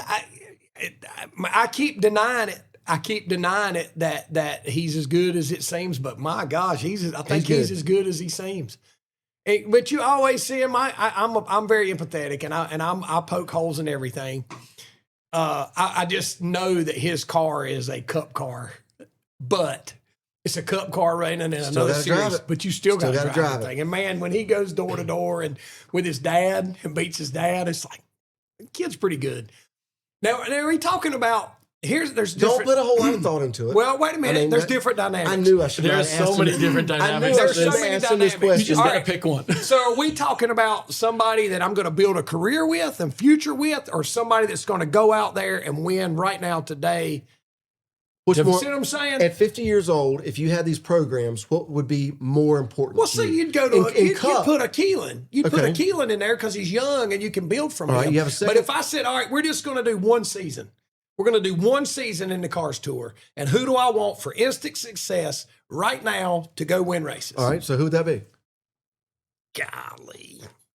You know everybody If that you're holds a taking steering out all the because you said money wasn't an object. So That's that right. means we can take all of the marketing and publicity and all Yeah, that stuff no, out of it. no. And I think you missed a step, ARCA too. Well, Is I that, almost like, from threw late ARCA model in. to- ARCA is kind of You need some experience. ARCA trucks I didn't combination. throw ARCA in, and I did, and then I deleted it because the way I see it, ARCA is set up for if you have money to come run, come run. yeah, no- but you no need- doubt- No, well, there's three teams basically in ARCA that Yeah. are going to win every week. but here's the In a given, most situations. here's the problem if you don't take that step. No offense. I love him. He's a friend of mine, Dawson Sutton. Dawson Sutton went right from super late models to the truck series. Yeah. You can't make that jump. He Well, had when one you go to ARCA ARCA, race. you're getting to run the tracks. Correct. The tracks. Yes. Just like with Cletus. He can run Daytona, Talladega, and whatever else, but when he gets to Cup, he can't. So getting experience in that Right. series. Golly, man. Who's your favorite late model driver? Who do you think is just awesome? Well, it's not about a favorite. I mean, Trevor Ward. Trevor Ward is a Trevor's a heck good of a one. Jared Fryer. Landon. I mean, there's Landon's got a little edge because he's got the marketing and all that stuff too. But man, yes, that's tough, man. There's a bunch in the late model. It's hard to narrow it down to. So you're not going to commit to one. I don't mind committing to Trevor. I'd like to take Trevor. I'd like to take Trevor Ward and know that top notch, no budget, and just go try to win. Right. I think Trevor's got that bloodline too. He comes from the hard nose, get your Yeah. hands dirty. Yeah. Trevor knows a race car. in what car store? Late model stock late model, or okay. late model. Okay. Trevor, I think that's to me is big too because I grew up this way. Maybe I'm biased when I say it is, and that's why we're working so hard with Slate. Is a driver that understands the car can always give you better feedback. And there's guys that say, "Hey, I can't tell you nothing about a car. I can't tell you," and that puts it more on the crew chief. If you've got a driver that can give you the feedback and the crew chief use that and they work together. Excuse me, I've always said this about like Jimmy Johnson, Chad Canals. Was Jimmy Johnson the best driver? I don't know. Was Chad Canals the best crew chief? I don't know. Those two together, were they the best? Absolutely. Yeah, hands down. Because he knew exactly what to tell Chad. Chad knew exactly what to do to the car. I think that Trevor would be a good one to work All right. with. So with Cup, modern day drivers, you can't say Earnhardt. You God, can't say man, that is you know, so You get one wide driver open, man. to put in a Cup seat. It can be current Cup driver. It can be somebody you bring up, somebody you think that's got potential. I learned firsthand, though, I don't care how good a driver you are, to be thrown into a Cup car and say, go do it is not easy. It's not easy. No, it's not. So you really need somebody that's got a little experience But in you that got the world. money. So to your point, let's say you have a 23XI, a Gibbs, a Hendrick quality car. Your crew chief's good. I'm just driver. Golly, man. See, for me, You've had time to think about I it. have. See, for me, it's for the Cup stuff is one of two things. Do I want to have fun and soak all this in, all this stuff, Carson Hocevar? If it's, do I want to have somebody that I know can win at any given track based off pure talent? I'm a big Corey Haim fan. I was going to I say Corey like him Haim as is a there. driver. It's hard not to mention Ryan Preece. Ryan Preece It's hard is a not to badass. mention Ryan Preece. Ryan Preece is a badass. But Ryan, you think about, just think about this because I analyze this stuff. Meanwhile, you get more and more time to I got think mine. over here. You think about this. Ryan Priest grew up in modifieds, slinging a modified around. Okay. And he went up and he came back and he went up and he came back. And now he's with RFK, which is a decent team. Yeah. Ryan Priest goes to road courses and runs top 10 in a next gen, whatever car they call it now, sequential shift, cup car. And Ryan Priest runs top 10. That kid didn't grow up on road courses, but he runs top 10. Okay. That's where drivers show up. And Denny Hamlin says if he finishes any better than 20th, it's a success. And Ryan Priest runs top 10 every road course. Right. Every road course. And runs so it's well hard on, not to on, mention Ryan on Priest. ovals, But yeah. Corey Heim, as far as the up and coming, I'm a little bit not disappointed is not a good word. Connor Zilic, I don't know what's going on. He's having a rough year. I don't know what's going on with him. But if you think about it, Trackhouse is really not performing as a whole. Remember, they had an advantage at first. You can't, with some of that You gotta manufactured take- technology. Yeah, you got to take SVG out of the conversation when it comes to, and I don't. That right there still blows my mind. Best road course racer in the history of NASCAR. But is it because this is going to sound awful, and I hope people don't get mad at me for saying this? Is it because he is just that good in road course racing? Or is it just because our normal cup drivers are not as good as they should be at road course racing? Is it both? Let's throw one more thing into the mix. To me, the current cup car kind of looks like an Australian supercar, right? The V8 supercar. Yeah. Okay. Yeah, so but what about when he gets in the O'Reilly's car and does the same thing? I get and it. he puts 8 seconds on them and then puts it in a crew I think it's a combination of all three, right? I think the Cup guys have gotten a lot better. I mean, listen, Boris said used to come in and he would qualify, 2, 3, 4, But remember, the Cup guys, even when I was in Cup for 20 years, they were beating the road course guys. Gosh, Marcus Ambrose was the first guy in my time that won, and he was a regular in the Cup series and did it, was the road course specialist that actually won a Cup race. So, the Cup guys have gotten so much better, but SVG is just doing stuff that nobody ever imagined. He's next level. I'll tell you what I like about him is you see today in this world with Cup, I grew up racing to where, and I still do it today. If I get a 6, if Jamie says on the radio, clear by 6, I back it down. If he says clear by 4, I might pick it up. But I keep a gap. These Cup guys drive it in the ground until it's done. Every race, every lap, just bam, bam, bam. And SVG, if he's got a 20-second lead, he's still riding. So that's what's really scary. The other day, whenever it looked like, was it Briscoe? Briscoe was catching him, and they're like, "Oh, it's going to be a challenge." I'm like, "No, he's not. You don't understand. No, he's not. This is him just." And then gets out of the car talking about how bad it was. Yeah, I love that. But I don't know. Corey Heim is definitely talented, But there are so many variables. In the Cup, on the Cup side, there's so many variables, man. All right, so Bob got some time to think. All right. You let that simmer. I'll make this shorter. Bob's already got. He's gonna go. Yep. I'm going to take it from a different perspective. All right. And we used to do this on Speed 51 all the time. Is okay, you had unlimited money. You're a dreamer, right? I'm a dreamer. Who do you want and what ride? So I'm going to create the development without the pay for the ride deal. That's the way my race car program was. I think like 2 drivers or their families ever paid me for rides. And that was Dakota Armstrong and Ryan Priest, who ran the Snowball Derby for me back in the day. And it wasn't even a lot of money. It was just some of the money. Right. So I always put young kids in my car. So I'm going to take Smart Modified Tour. And I'm going to take a current driver that's there that needs a consistent opportunity in one car. And that's Sean McIlerney. I believe that Sean McIlerney's got speed. Okay.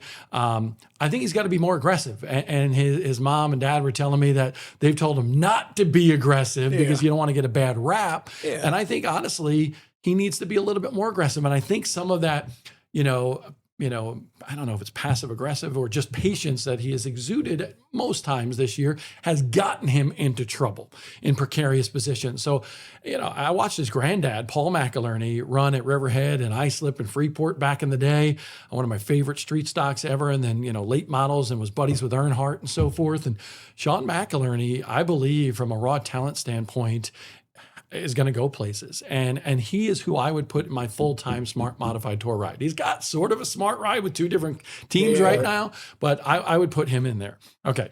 Cars Tour Pro Late Model. I'm not saying this just because he's sitting across from me. I want to see what Slate can do. He can't do it. I can. Slate Myers 2 years ago, I'm like, sorry. But I'm like, I don't know if the kid's got it. I don't know if Slate Myers has what it takes. Okay, is he going to carry on that lineage? When he got that first win, and he said it, Bert said when he gets the first win, he's going to figure it out. And guess what? He did. And now he's got that first, second, third, fourth. He's there. He's got the complete control of the car. I mean, listen, and I'll say this, and you can't, but you can't debate me. He dumped Mike Spini, okay, because he's got complete control of the car now. He knows how to do it without wrecking himself. So that's the thing that Slate has. And I would want him in my Cars Tour Pro Late Model full time. And what's, totally sealed the deal for me. I know it was an 8-car race, but I was there with the Myers family. The only reason why I went to Ace Speedway, a few weeks back is to see Slate Myers run, because I wanted to see what he can do. Boo Boo's got a good car. Mm-hmm. That other dude, Dustin Rumley, is just kicking everybody's ass there. But Slate ran second to Dustin Rumley. That is something to be said. So I'd put Slate in my Pro Late Model on the Cars Tour because I want to see how I would develop him. From a late model stock car perspective, I would look at, some of these younger racers. Honestly, I would want to take somebody out of Legends, believe it or not, maybe a Ben Morabito or a Landon Thrasher, who is just knocking them dead right now at the summer shootout, and give them the opportunity in a late model stock car. Those guys like to bump and bang like the Legends cars do. Okay. Yeah. So I would love to see somebody like that. On the Cup side, I'm going totally different route. As I said, I'm a dreamer. And if I had all the money in the world and I had a Cup team, I would put somebody that I think deserves it in my Cup ride. I wouldn't go, that Corey Heim route right now. Corey Heim we've seen it, is a talent beyond belief. But he's got that opportunity. He's had the money to get up there. Now he's got the push to get him there. I'm going to go with 2 different drivers that I would probably split the season with because I couldn't decide between them. And I would put Bubba Pollard in half a season of Cup. And the other half a season, I would put Matt Hirschman in. Yeah. Because those 2 guys, are wheelmen, and they're not the 50 plus. So, I can still get some mileage out of them for a little while. Matt Hirschman is incredible. He is better than his dad. Jimmy Blewett said Richie Evans was the king. We have a new king in town. He told me that in Speed Weeks in New Smyrna a couple of years ago. And over the last 2 decades, Matt Hirschman is the new king of the modifieds. You're talking about somebody that knows their race car. Absolutely. Yeah. And he's learned what the Hirschmans never could do. And I love Tony. Tony, 5-time, national modified champion. But Tony, I got friends with him because we liked each other, but he was not a media guy. Yeah. Matt can actually talk now. Yeah. It took him a while, but he's there finally. And he's found himself where he knows he's a spokesperson for the modified community as well. Yeah. So Matt Hirschman is there. The same could be said for Bubba Pollard. Now, Bubba is running up against a little old school, new school. Stephen Nasse waxed his ass a couple weeks ago at Five Flag Speedway in Pensacola with his new P1 chassis with the latest, greatest stuff. And Bubba's still trying to convert, some new school and old school ideas together.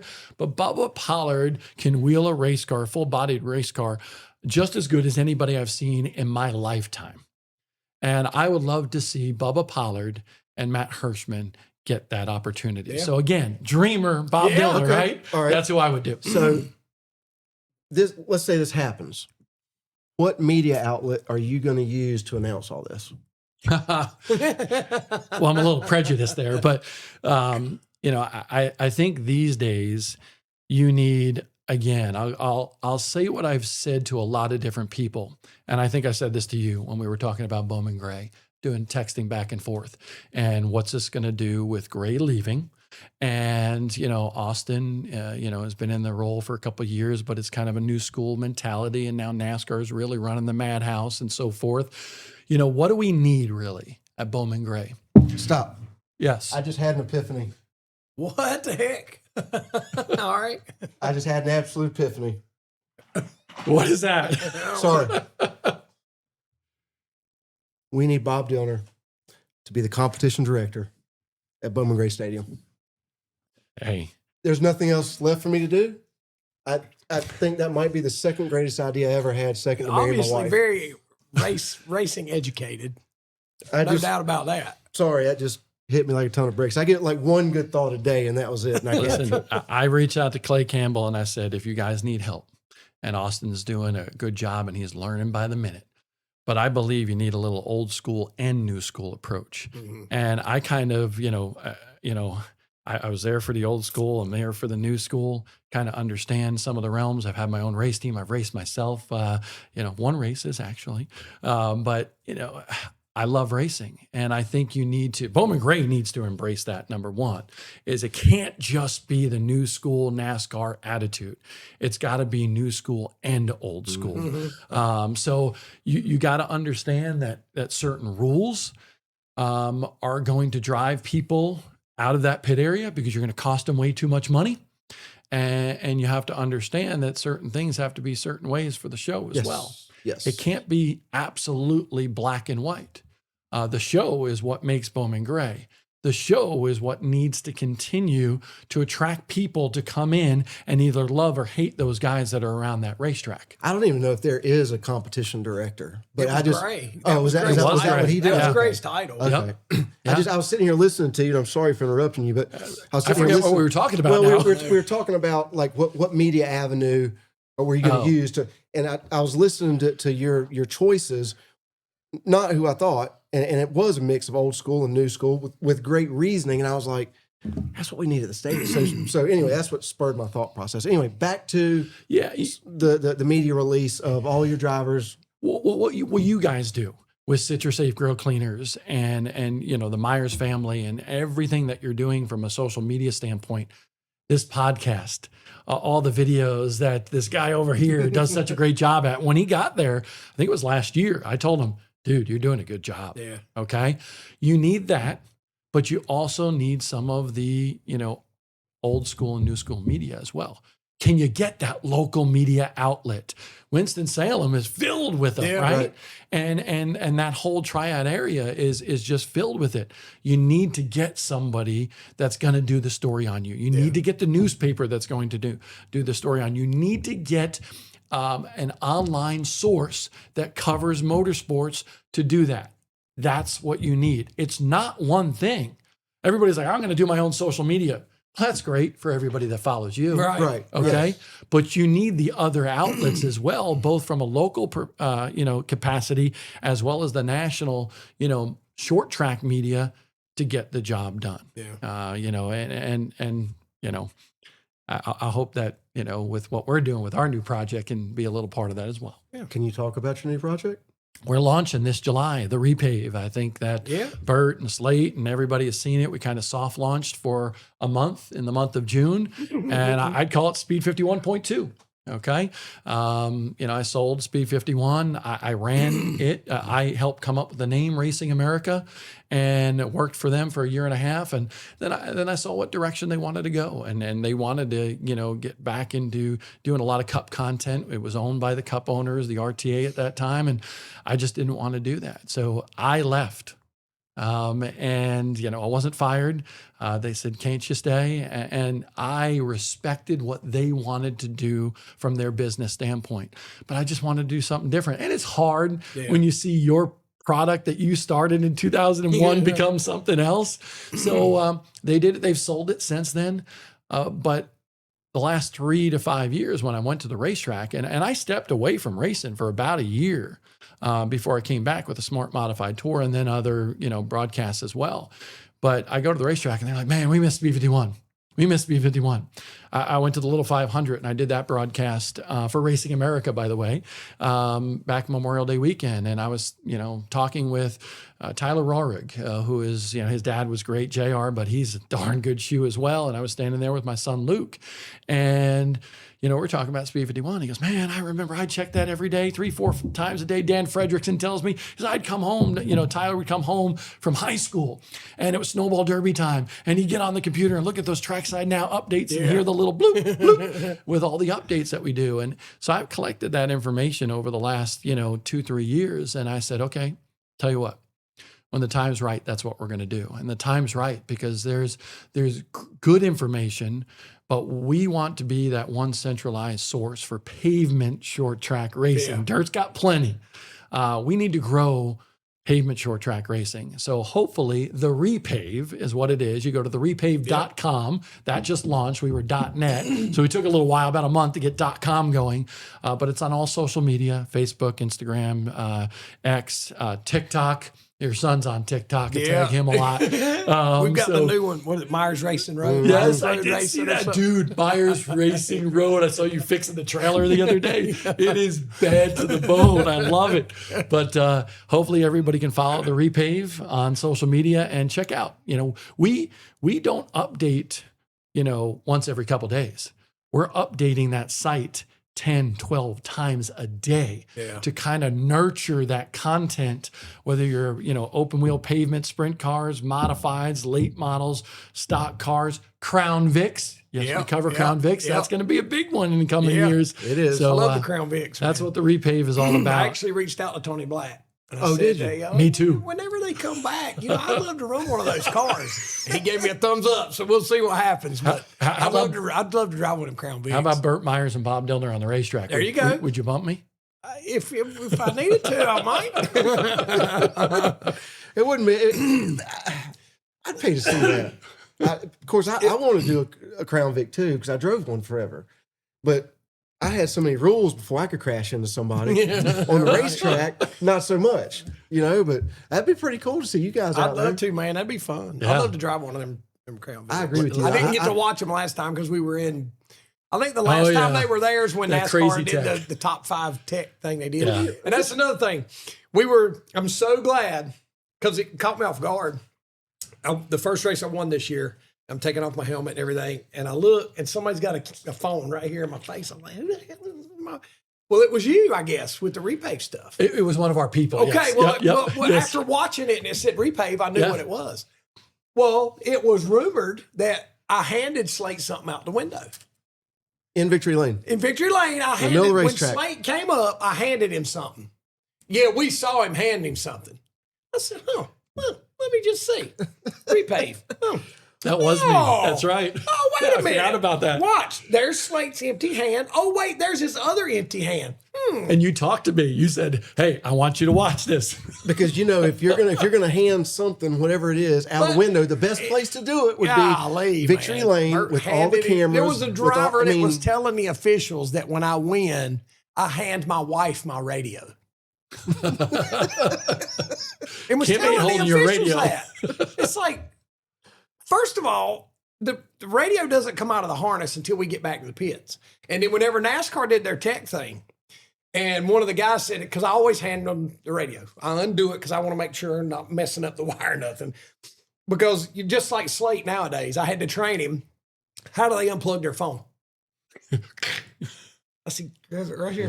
That's right. So You're gonna ruin if the you'll court. hear me, I say to Slate, unplug me. And I say, grab the end of the plug. So you can hear me say that. So whenever NASCAR did their tech and I pulled in there and one of the guys said, where's your radio? Leave the radio, my helmet, leave it all in there because I don't want to hear it. Because if there's driver takes his helmet out of the car, he's got traction control on his helmet. No, it's because I'm taking my helmet out to go put it on the dryer because it's soaking wet. But just to hear that stuff. So whenever you were in the window, I was like, oh yeah, here we go. The Repave is here. Yes. Well, and I wanted you to, and anybody that hasn't seen the videos, I don't know if it was yours or somebody else's, when you were talking about the NASCAR tech. Oh, that was guys ours. that Yeah, came in. Cody Norman actually, I think, interviewed you, Cody and Nikki. And you were like, Yes. yes. Yep, and yep, you were, yep. and you had a very honest, I mean, what I think probably surprised some people, anybody that knows you, not so much, but you were like, yeah, I welcome it. Yeah. Like the more they tech, I'll tell. See, it just hit me. We haven't had a thing. I told Jimmy Wilson, I went up to Jimmy and I said, I'm going to say something to you that nobody else here is going to say to you. He said, what is that? I said, thank you.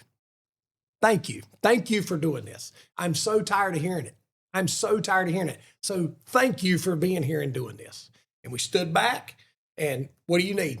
I said, Jimmy, what do you need? Take the right rear off. What else do you need? And we stood back and we did whatever they wanted to do. And then there's still drivers complaining that NASCAR didn't do it right. Oh, yeah. What?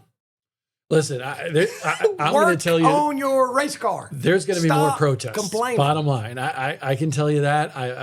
I can not only feel it, I've heard it.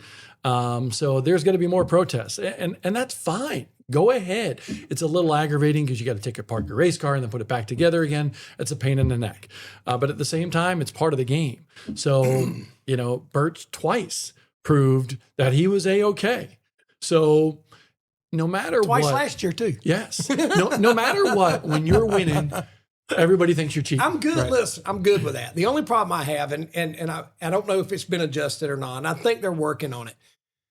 But last year when I was protested for my head, and I had to pull my head off, and it had to go to the NASCAR R&D Center. It's $500. Mm-hmm. Like, wait a minute. Whoa. If you want to pump a motor, and all you gotta do is pull plugs out and pump a motor, $500, that's fine. Yep. But to pull a head off of a race car, at the end of the night in the pit area, it has to be adjusted at a certain level. The other thing that was it didn't bother me, but I was happy to point it out, is the night that me and Slate were both protested for traction control. And our cars are backed in, they're on jack stands. Mine's backed in, Slate's is pulled in. They're on jack stands up in the air. Doors off, both doors are off, all the front ends off the car. The intake's already been taken by NASCAR. Tires and wheels are off. We had to brake, the brake line's loose. It was a big ordeal. All the wiring, the ignition box, the radio harness, everything, right? Well, the driver that protested me was squatted down at the right rear of my car, like this. And Gray was standing there, and I said, Gray, I could care less. But is that fair? For $500 is what the driver had to pay to see my car. What if I just wanted to see the setup and the angles and see the parts and see the shocks and springs under my competitor's car? I can pay $500 and I get to dissect his car. I didn't feel like that was fair. Now, I could care because that driver could put the same thing in his car and it's not going to matter. We all have different driving styles. We have different brand chassis. It wasn't that I was mad that happened, but in the grand scheme of things, I always look at, what about next time? What about next time? What if I did this to somebody? Okay. Now, let's be honest. I'll call his name. What if I did that to Tim Brown? What if Tim wins this weekend and I finish second? And I put up $500 to protest traction control. And I get to be in there looking under his car while all this happens? That's something that needs to be adjusted. Have you ever protested anybody? I don't recall. Yeah, last year. You did? After okay. the head situation where I was protesting. Oh, you got mad. Well, what happened is I was being influenced by some people involved in my race team that we needed to do the same thing back. When we did that driver turned around and protested me with the same head that just got checked out of spite. And then they ended up, well, if we go, they might not get them back. And it was a big rigmarole, and it kind of got, they were checked, visually checked there at the racetrack, which what the driver was protesting, and we argued this. What he's asking to see, we asked the tech man, can you verify this without taking the head off? He said, sure. But the driver insisted that the head come off and go to NASCAR. Well, who's running this show? The driver or the tech? I don't disagree. So it's like, man. And here's what I would say, as far as Bum and Gray and all this and the new school, old school, I think that we have to have both, but the rules just have to be uniform in whatever they are. And if you're going to, like what I would say in that instance is if you want the head taken off, there needs to be something, can't be right now because it's not in the rule book, but something written in the rule book that says, hey, you can protest up to this amount, right? And then if it's additional, if you want the head taken off, it's an additional amount. Yeah. You know, it's kind of like in super late model racing. You know, they took, you know, the win away from Stephen Nassy down at the Five Flag Speedway in the Snowball Derby years ago, you know, for having, you know, a different brand of brakes that had something that wasn't necessarily supposed to be there. It went through pre-tech. Mhm. That's a big thing. Yeah. So you're going to take the win away from him, the most prestigious super late model race in the world. You're going to take the win away for a technicality that was reported by another crew chief. Okay. There needs to be a tiered even penalty system in regards to that sort of stuff. Right. Have an A, B, and the C. You know, an A is, you know, your engine, you doctor your tires, whatever it may be. But like for something like this, there needs to be some tiered protesting. There needs to be some tiered penalty system as well. And as long as you have that in black and white, then you're okay. Mm-hmm. You know, if Bowman Gray right now lets half the competitors run a certain something, you got to understand that from a, you know, a leadership perspective. Yeah. And you can't change things midstream. Right. And drive people out of that pit area, because if it's working now, you don't want to. Right. Well, we talked about this last year with the whole tire soaking deal with the sportsman cars. I wasn't in favor of doing it in the middle of the year. I said, if you want to rein this in and you want to get this under control, all you have to say is we're not going to allow any more tire soaking. But don't enforce it till the year's over with. Right. And say, guys, all right, here's the deal. Coming into April, we're going to start checking. We're going to start making sure this doesn't happen anymore. Right. And I've said this. And me and Gray had this conversation when my head did get protested. I said, what rules are we going by? This is exactly what I asked Gray. I said, what rules are we going by? NASCAR modified rule book. I said, well, what about the things that we are allowed to do here that don't coincide with that rule book? Well, there's things that supersede the NASCAR rule book. I said, well, where are they? Well, it's just things that we know that. I said, but where are they? Okay. He said, make a list for me of things that you have in question. So I made a list of 10 things. Probably 7 of them were things that were legit. The other 3 were 3 things that I knew you couldn't, just to see how it would go with that list. And it was yes, yes, no, no, yes, yes. Okay, fine. There it is. Now we know. And I told Gray, I'd say 75, 80% of the cars at Bowman Gray run a fiberglass top. Correct. That does not coincide with the NASCAR Whelen modified rule book. We can run an aluminum fuel cell can. We can run an 18 to 15 gallon fuel cell. Your seats, your seat belts, your fire bottle, all of that stuff that says it has to be this way. There's nothing documented that says otherwise. So what I said to Gray, I don't want to be busted on something that I don't know that I'm doing wrong. And just because Burt Myers has a fiberglass top, he gets busted because he won the race, versus a guy that's got a fiberglass top that finished 15th. Right. And they say, oh, well, that's the cloudy stuff that I've always, from day one, just tell me what the rules are. Can you only protest somebody that finished? You can only protest somebody that finishes ahead of you, right? Rule of thumb is you had to finish behind them. I think, or if they protested you could counter protest. Oh, okay.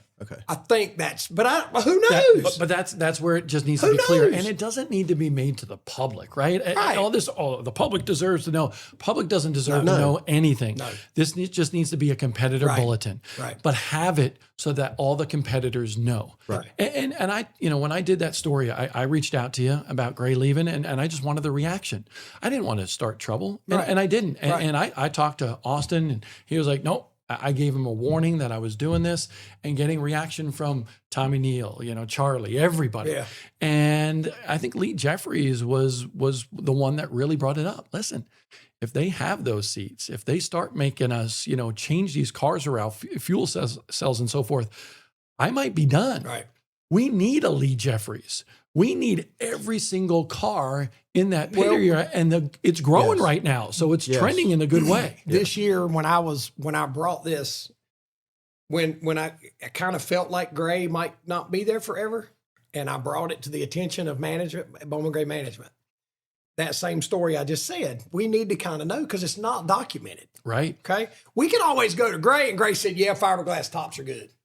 Well, without Gray there, and somebody protests my top, and then they go, okay, where's the rule book? Oh, no, it says steel. And the comment was made to me, what if we went by strictly the NASCAR well and modified rule book? I said, you'll have 8 cars. Yes. You'll have 8 cars. Look what happened to the NASCAR well and Southern Modified Tour. When the guys who were running Bowman Gray and running Smart, running Renee's deal and Randy's deal and Coleman, all that guys, and we had 30 modifieds in the South, but only 12 of them were showing up at the race. Why? Because it costs so much to be there because of tethers and all that stuff. Now, don't get me wrong. I've said this before. I'm not knocking safety, but on the NASCAR well and Southern Modified Tour, your seatbelts were good for 2 years, but we only ran 11 races a year. So you're telling me that a set of seatbelts, set of $1,000 seatbelts is good for 22 races? The math does not math. So therefore, I'm totally for safety. But, you know, you hear rumors and all, we hear about that they're going to come in and it won't be long. And even the mini stock guys are going to have the right seatbelts and fire suits and all that stuff. It'll kill it. It'll kill it. There has to be a happy medium. It'll drive that division out. It'll drive everybody out. Listen, I would love to go run some of the Northern Modified races. Yeah. I'd love to. But it'll cost me $5,000 to upgrade my car to be able to go run that race. That's why Hirschman didn't for the longest time. Everybody's like, oh, he's afraid of the NASCAR Wheel and Modified Tour. No. At the time, he had his car. And he couldn't afford it. Now he's got a couple different car owners, you know, and they help contribute. And now he's got this good opportunity. So, you know, the fact that Matt Hirschman was scared to drive the NASCAR Wheel and Modified Tour, no, he just, from Mud Lane, Pennsylvania, he couldn't afford it. I know you did, the comment he made last night about how when he won the race. And you know, at Seacon. I went to a rodeo last night, so I haven't watched it yet. But do you know the results? I know he won. Okay. Well, I didn't want to spoil that. But either I was getting ready to say it doesn't really matter. When you go to Seacon in a tour mod, you can about pencil Matt Hirschman in anyway. But after he won, and he made a comment about feels like forever since he's won, and he said, you know, people think I can't read, and I see all the stuff about Hirschman can't do it anymore. Oh, it's because it's this series, or oh, it's because of this tire. He said, I shut those people up a long time ago. And I was like, you know what? I used to be a Matt Hirschman hater. Matt Hirschman would come down and kick our butt, and I'd say he's got to be doing something. Yep. He's got to be doing something. Got to be. And then he goes and wins on. Did you protest him? No, I did not. Well, I did not. I want to get back to that. There you go. And I'm going to say this because I know you're a competitor, and you can't, and I wouldn't if I was in a competitor, you know, sanctioning body role. But what I'm worried about right now is there's a lot of emotion, as always, in the Bowman Gray pit area. You know, you just mentioned the roof, right? We mentioned the fuel cells. There's a couple other things as well. You know, Junior Snow's mad at you know, people right now, you know, Tim Brown, okay? Mike Speeney and the Myers family is mad at each other.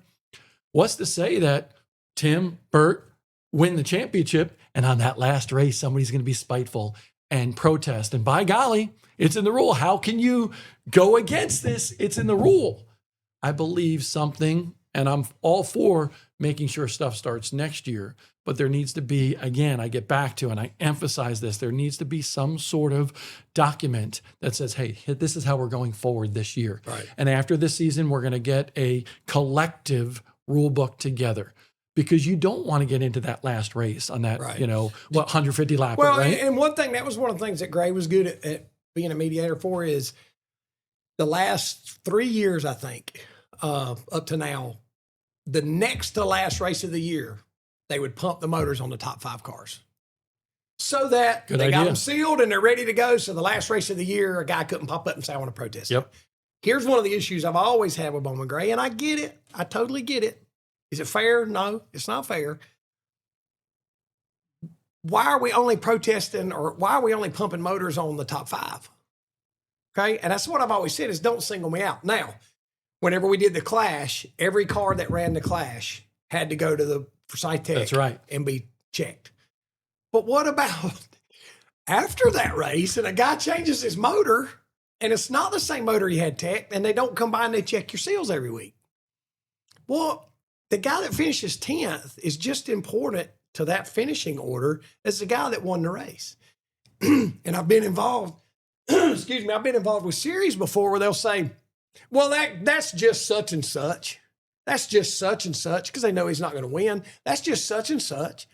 Well, what if he beats that guy? That's not fair.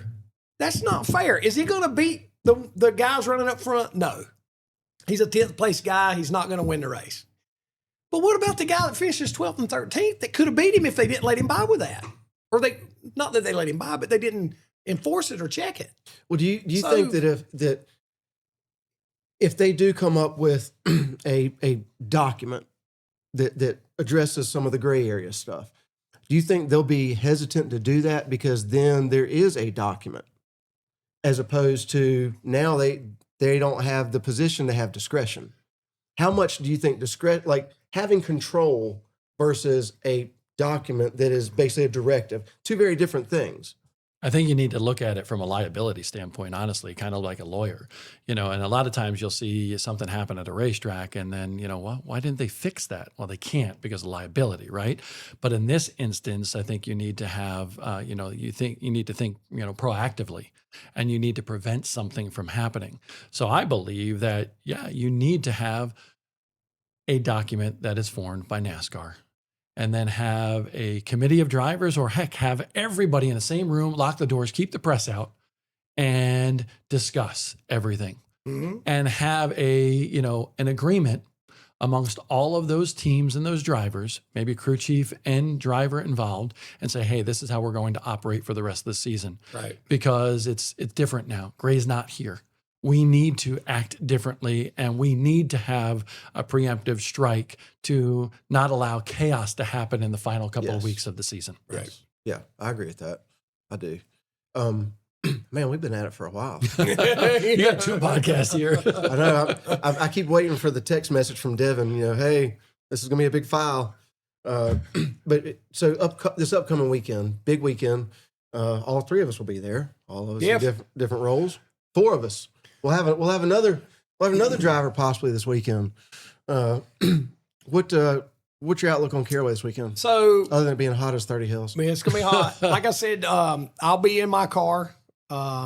Jason's driving Slate's. Yes, the working man is tour. back. Yep. So Jason has y'all's nicknames kill me. Some of these. For a year and a half, Jason's crew chief Slate, because Jason and my dad, golly. Excuse me, Jason and my dad and them decided to scale back and just run Bowman Gray only.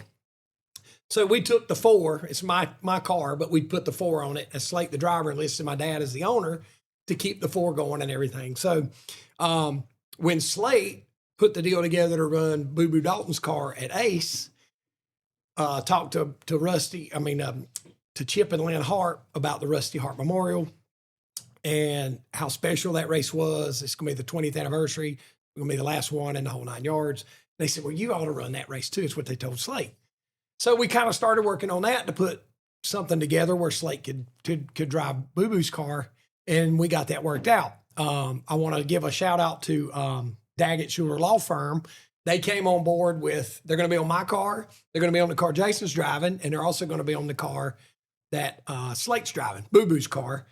Brick and Brass Realty, Daniela, has come on board with Slate's stadium car. Her and her family came to the shop the other day with her kids, and just a great family.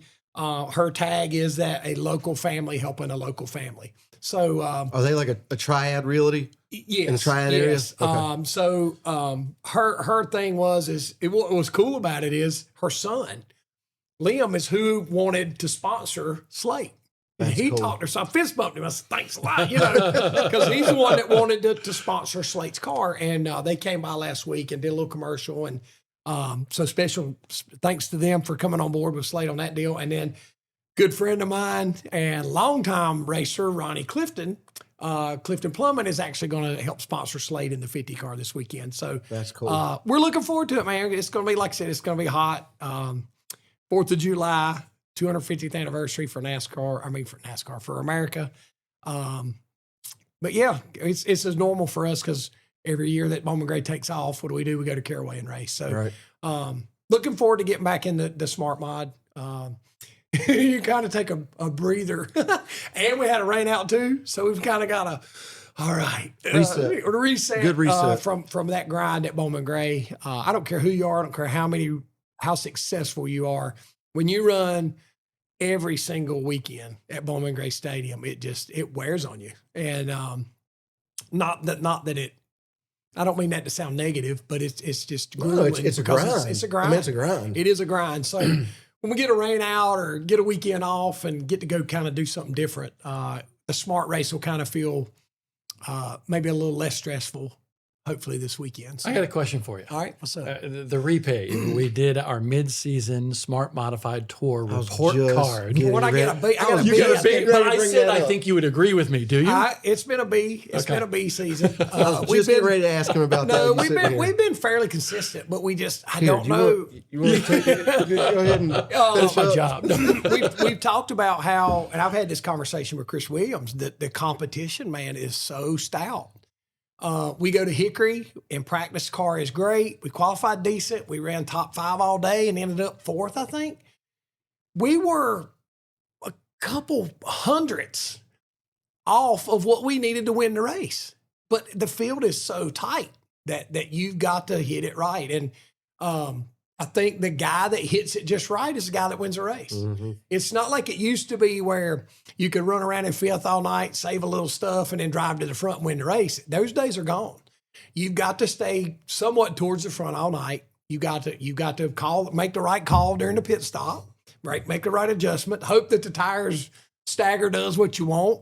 There's just a lot of variables anymore that determines who wins the race. And it used to be 4 to 5 cars that could win a smart race, and now you got 12. Right. And so it's tough. But yeah, I've had a B season. I have. I thought that was a fair article. I mean, I thought that was. B's fair?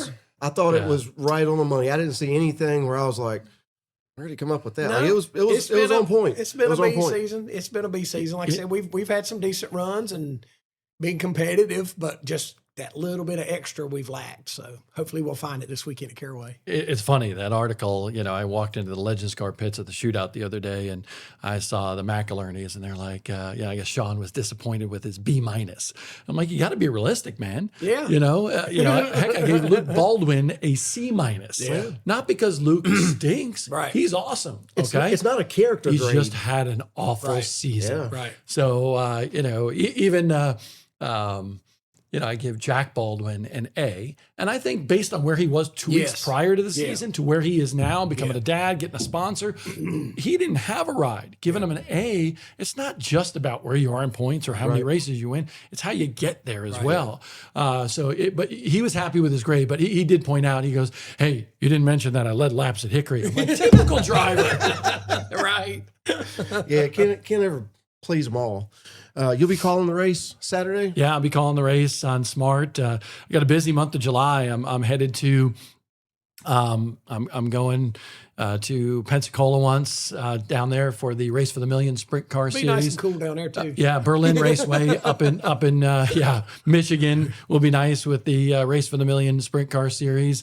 Doing the Slinger Nationals up in Wisconsin for Flow Racing. Be doing a race at Bowman Gray, so it'll be a busy month of July for me for sure.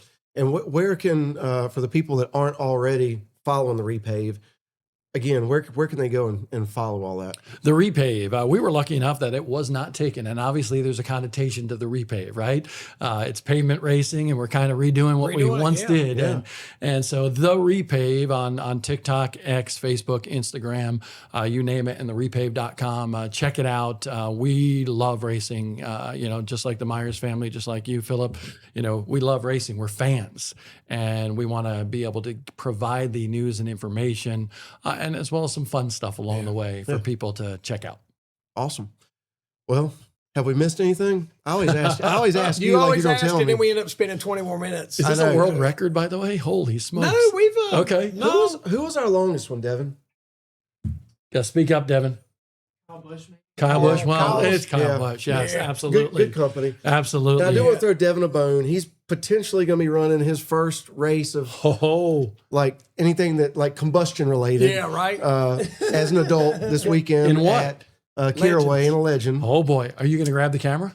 No, Number 50, correct? Number 50. Oh. 50J. 50J. 50J. So if you're at Caraway, give Devin a shout. I don't even know if he's got hero cards, but he'll sign your forehead at the meet and greet. But yeah, he's got college football ones. But this will be his first time racing, and he's doing his thing, following his dreams, and we're all excited for him. So good luck to you this weekend, Devin. Can't wait to see you, all the Myers out there. Can't wait to see you in the air conditioning. I know you'll be on the track some. But I will. For the race, you'll be in the air conditioning. I'll try not to make too much movement up on the roof. Yeah. With the drone. We dug and out everything. every tent we could find, and I went and bought 2 fans yesterday. And I got one of those water. I don't air like the conditioners. ones that spray, man. No, it doesn't spray. You feel like you're sweaty. It's like those ones you see when you walk in a big shop. You fill it with water, and you run a cord to it. It just blows the cool. It blows it cold. Yeah, How big is it? it fit in your trailer, no problem. Just come get it. Just bring it with you tomorrow. Just come get it. God dang it, man. I swear. Spoken like two Anyway. buddies. Yeah. Anyway, well, Yeah, it's going to be hot. Keep hydrated. Obviously, you can watch it on Flow. new gear on Race Fan Gear. Yes. Slate got a new, I got my blue shirts. The sky blue, not Yeah. Carolina blue. They're Nick, sky correct. blue. Yeah. Too bad. Yeah. Are you a Tar Heel But fan? yeah, we I am have a Tar Heel fan. We I had a new appreciate you wearing shirt your come Duke out. colors. Yeah, he does have Duke blue. We had the new shirt come out, the sky blue shirt come out a couple weeks ago, and Mark Joyce and Scotty at MJ Printing and Graphics. We just confirmed the proof yesterday. Slate's going to have a new shirt. He's trying to have it by next weekend at Bowman Gray. Okay. It's an odd color. We've kind of decided, if you notice. You got to get away from the black, man. Well, here's the deal. Here we go down the rabbit hole. No, again. I was going to It's just say another about 20 shirts. minutes. Like we're trying. Like every shirt, every Bowman Gray shirt kind of has that same look to it. And there's really you run out of ideas at some point. We get a lot of our ideas from Cup stuff. So when we look at Cup shirt designs, because they got 50 different designs Right. per driver, so we kind of pull some stuff from different stuff. So what we've kind of decided is instead of trying to do something that doesn't look good, do different color shirts. Yes. So the blue shirt, we had the neon yellow shirt, and now Slate's is I forget what they called it, but it's like a aqua greenish Teal. teal. I forget. Like I Miami just don't- It was Dolphins? something. Yeah, it's Okay. sort of a Miami Dolphins. Whatever that is. Whatever that is, yeah. It's a little darker than that. But anyway, it's a good looking shirt. So we'll get. I'm assuming it'll be on the thing. If not, you come to the stadium and come get it at the racetrack. Get your stuff at the stadium. A race fan gear. Racefangear.com. If they don't have it and we keep it, then you can come to the. And just for those of you watching, any Myers gear or like autograph requests, anything like that, if you'll send an email through racefangear.com, Yeah. they do such a good job taking care of all that stuff. Well, and then here's another thing too. If it's something that you've seen at a track or seen on TV and it's not necessarily on the site, Right. just send a message. And, it may be something that we have that we don't offer on the site Right. that we can send to you. So I still Yeah. want to see the working man Jason Myers shirt. Okay, come on, he loves it too. Jason's, I'll be really excited to see him at Caraway because he's good at Caraway. So I'm he glad is. he's back. he'll have on a pair of black shorts. He'll cut off sleeves. There's a good chance he's going to have his Pepsi blue colored, cut off sleeved Slate Myers 602 shirt Flip flops with his flip flops. Yeah. That's probably because he won't watch this. Jason won't watch this. So he won't. So just remember what I said. Okay. And then because it's not like he's going to hear this Okay. and then know what to put on.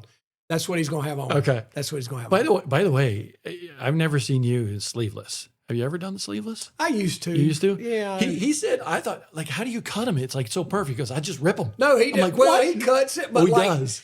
anytime I've ever cut one for Slate, like I'm just OCD and I'm like real meticulous. Right. And I'm like, Jason, I've seen him do it at the racetrack. And he goes, throws it down. So, Done.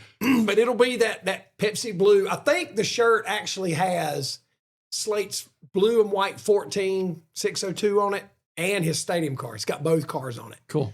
But it's a Pepsi blue color, cut off sleeves. Oh, yeah. So when you see him Saturday, you're going to smile because I'm probably right. Well, as always, we want to give a shout out to Citrusafe. They do so much for the racing community as a whole. Not only just providing us a wonderful environment to do this and have great guests like Bob, but one of the cool things about racing is the racing community takes care of itself, and the fans are that way also. We appreciate all the support. Citrusafe still the #1 grill cleaner in the country. You can find it just about anywhere you want to get it. It's great. It's fantastic. It works. And it's perfect for 4th of July weekend. For 4th of It's July. perfect for 4th of July weekend. Yep. That's If you're exactly if you're right. deciding to not go to Caraway and watch it on Flow, and you're going to grill out and have a party, make sure you use it. Or if you're not a race fan and you want to sit at home anyway, you're going to grill out. Like we're going to grill out tomorrow because obviously our Saturday's going to be busy. So we're having a couple of us are getting together tomorrow.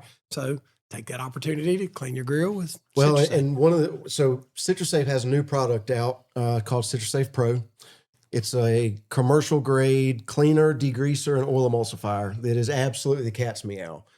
We've had tremendous success with it in commercial settings, cleaning just about anything you can imagine. I know you've got it in your race shop. You've done a couple posts about it. So if you're looking for commercial cleaners, whether it's concrete, whether it's oil emulsifiers, farm and agriculture machinery, you can go to www.brysonshop.com, see what we've got. If you have any questions, shoot us an email. We're real, good about responding back. But Bob, thank you so much for taking time to come down off the big mountain with us today. I thoroughly enjoyed this. I learned a lot, but it was good to have you here. And I've been a fan of yours and had a lot of respect for what you do for a long time. So getting to sit beside you and me get to interview you is pretty cool. So I appreciate it. And Bert, good luck this weekend. Thanks, man. Hopefully we have some trophies. And we will be back in the future. Not quite sure when, hopefully sooner than later. But as always, thank you all. We appreciate it. And we will see you next time.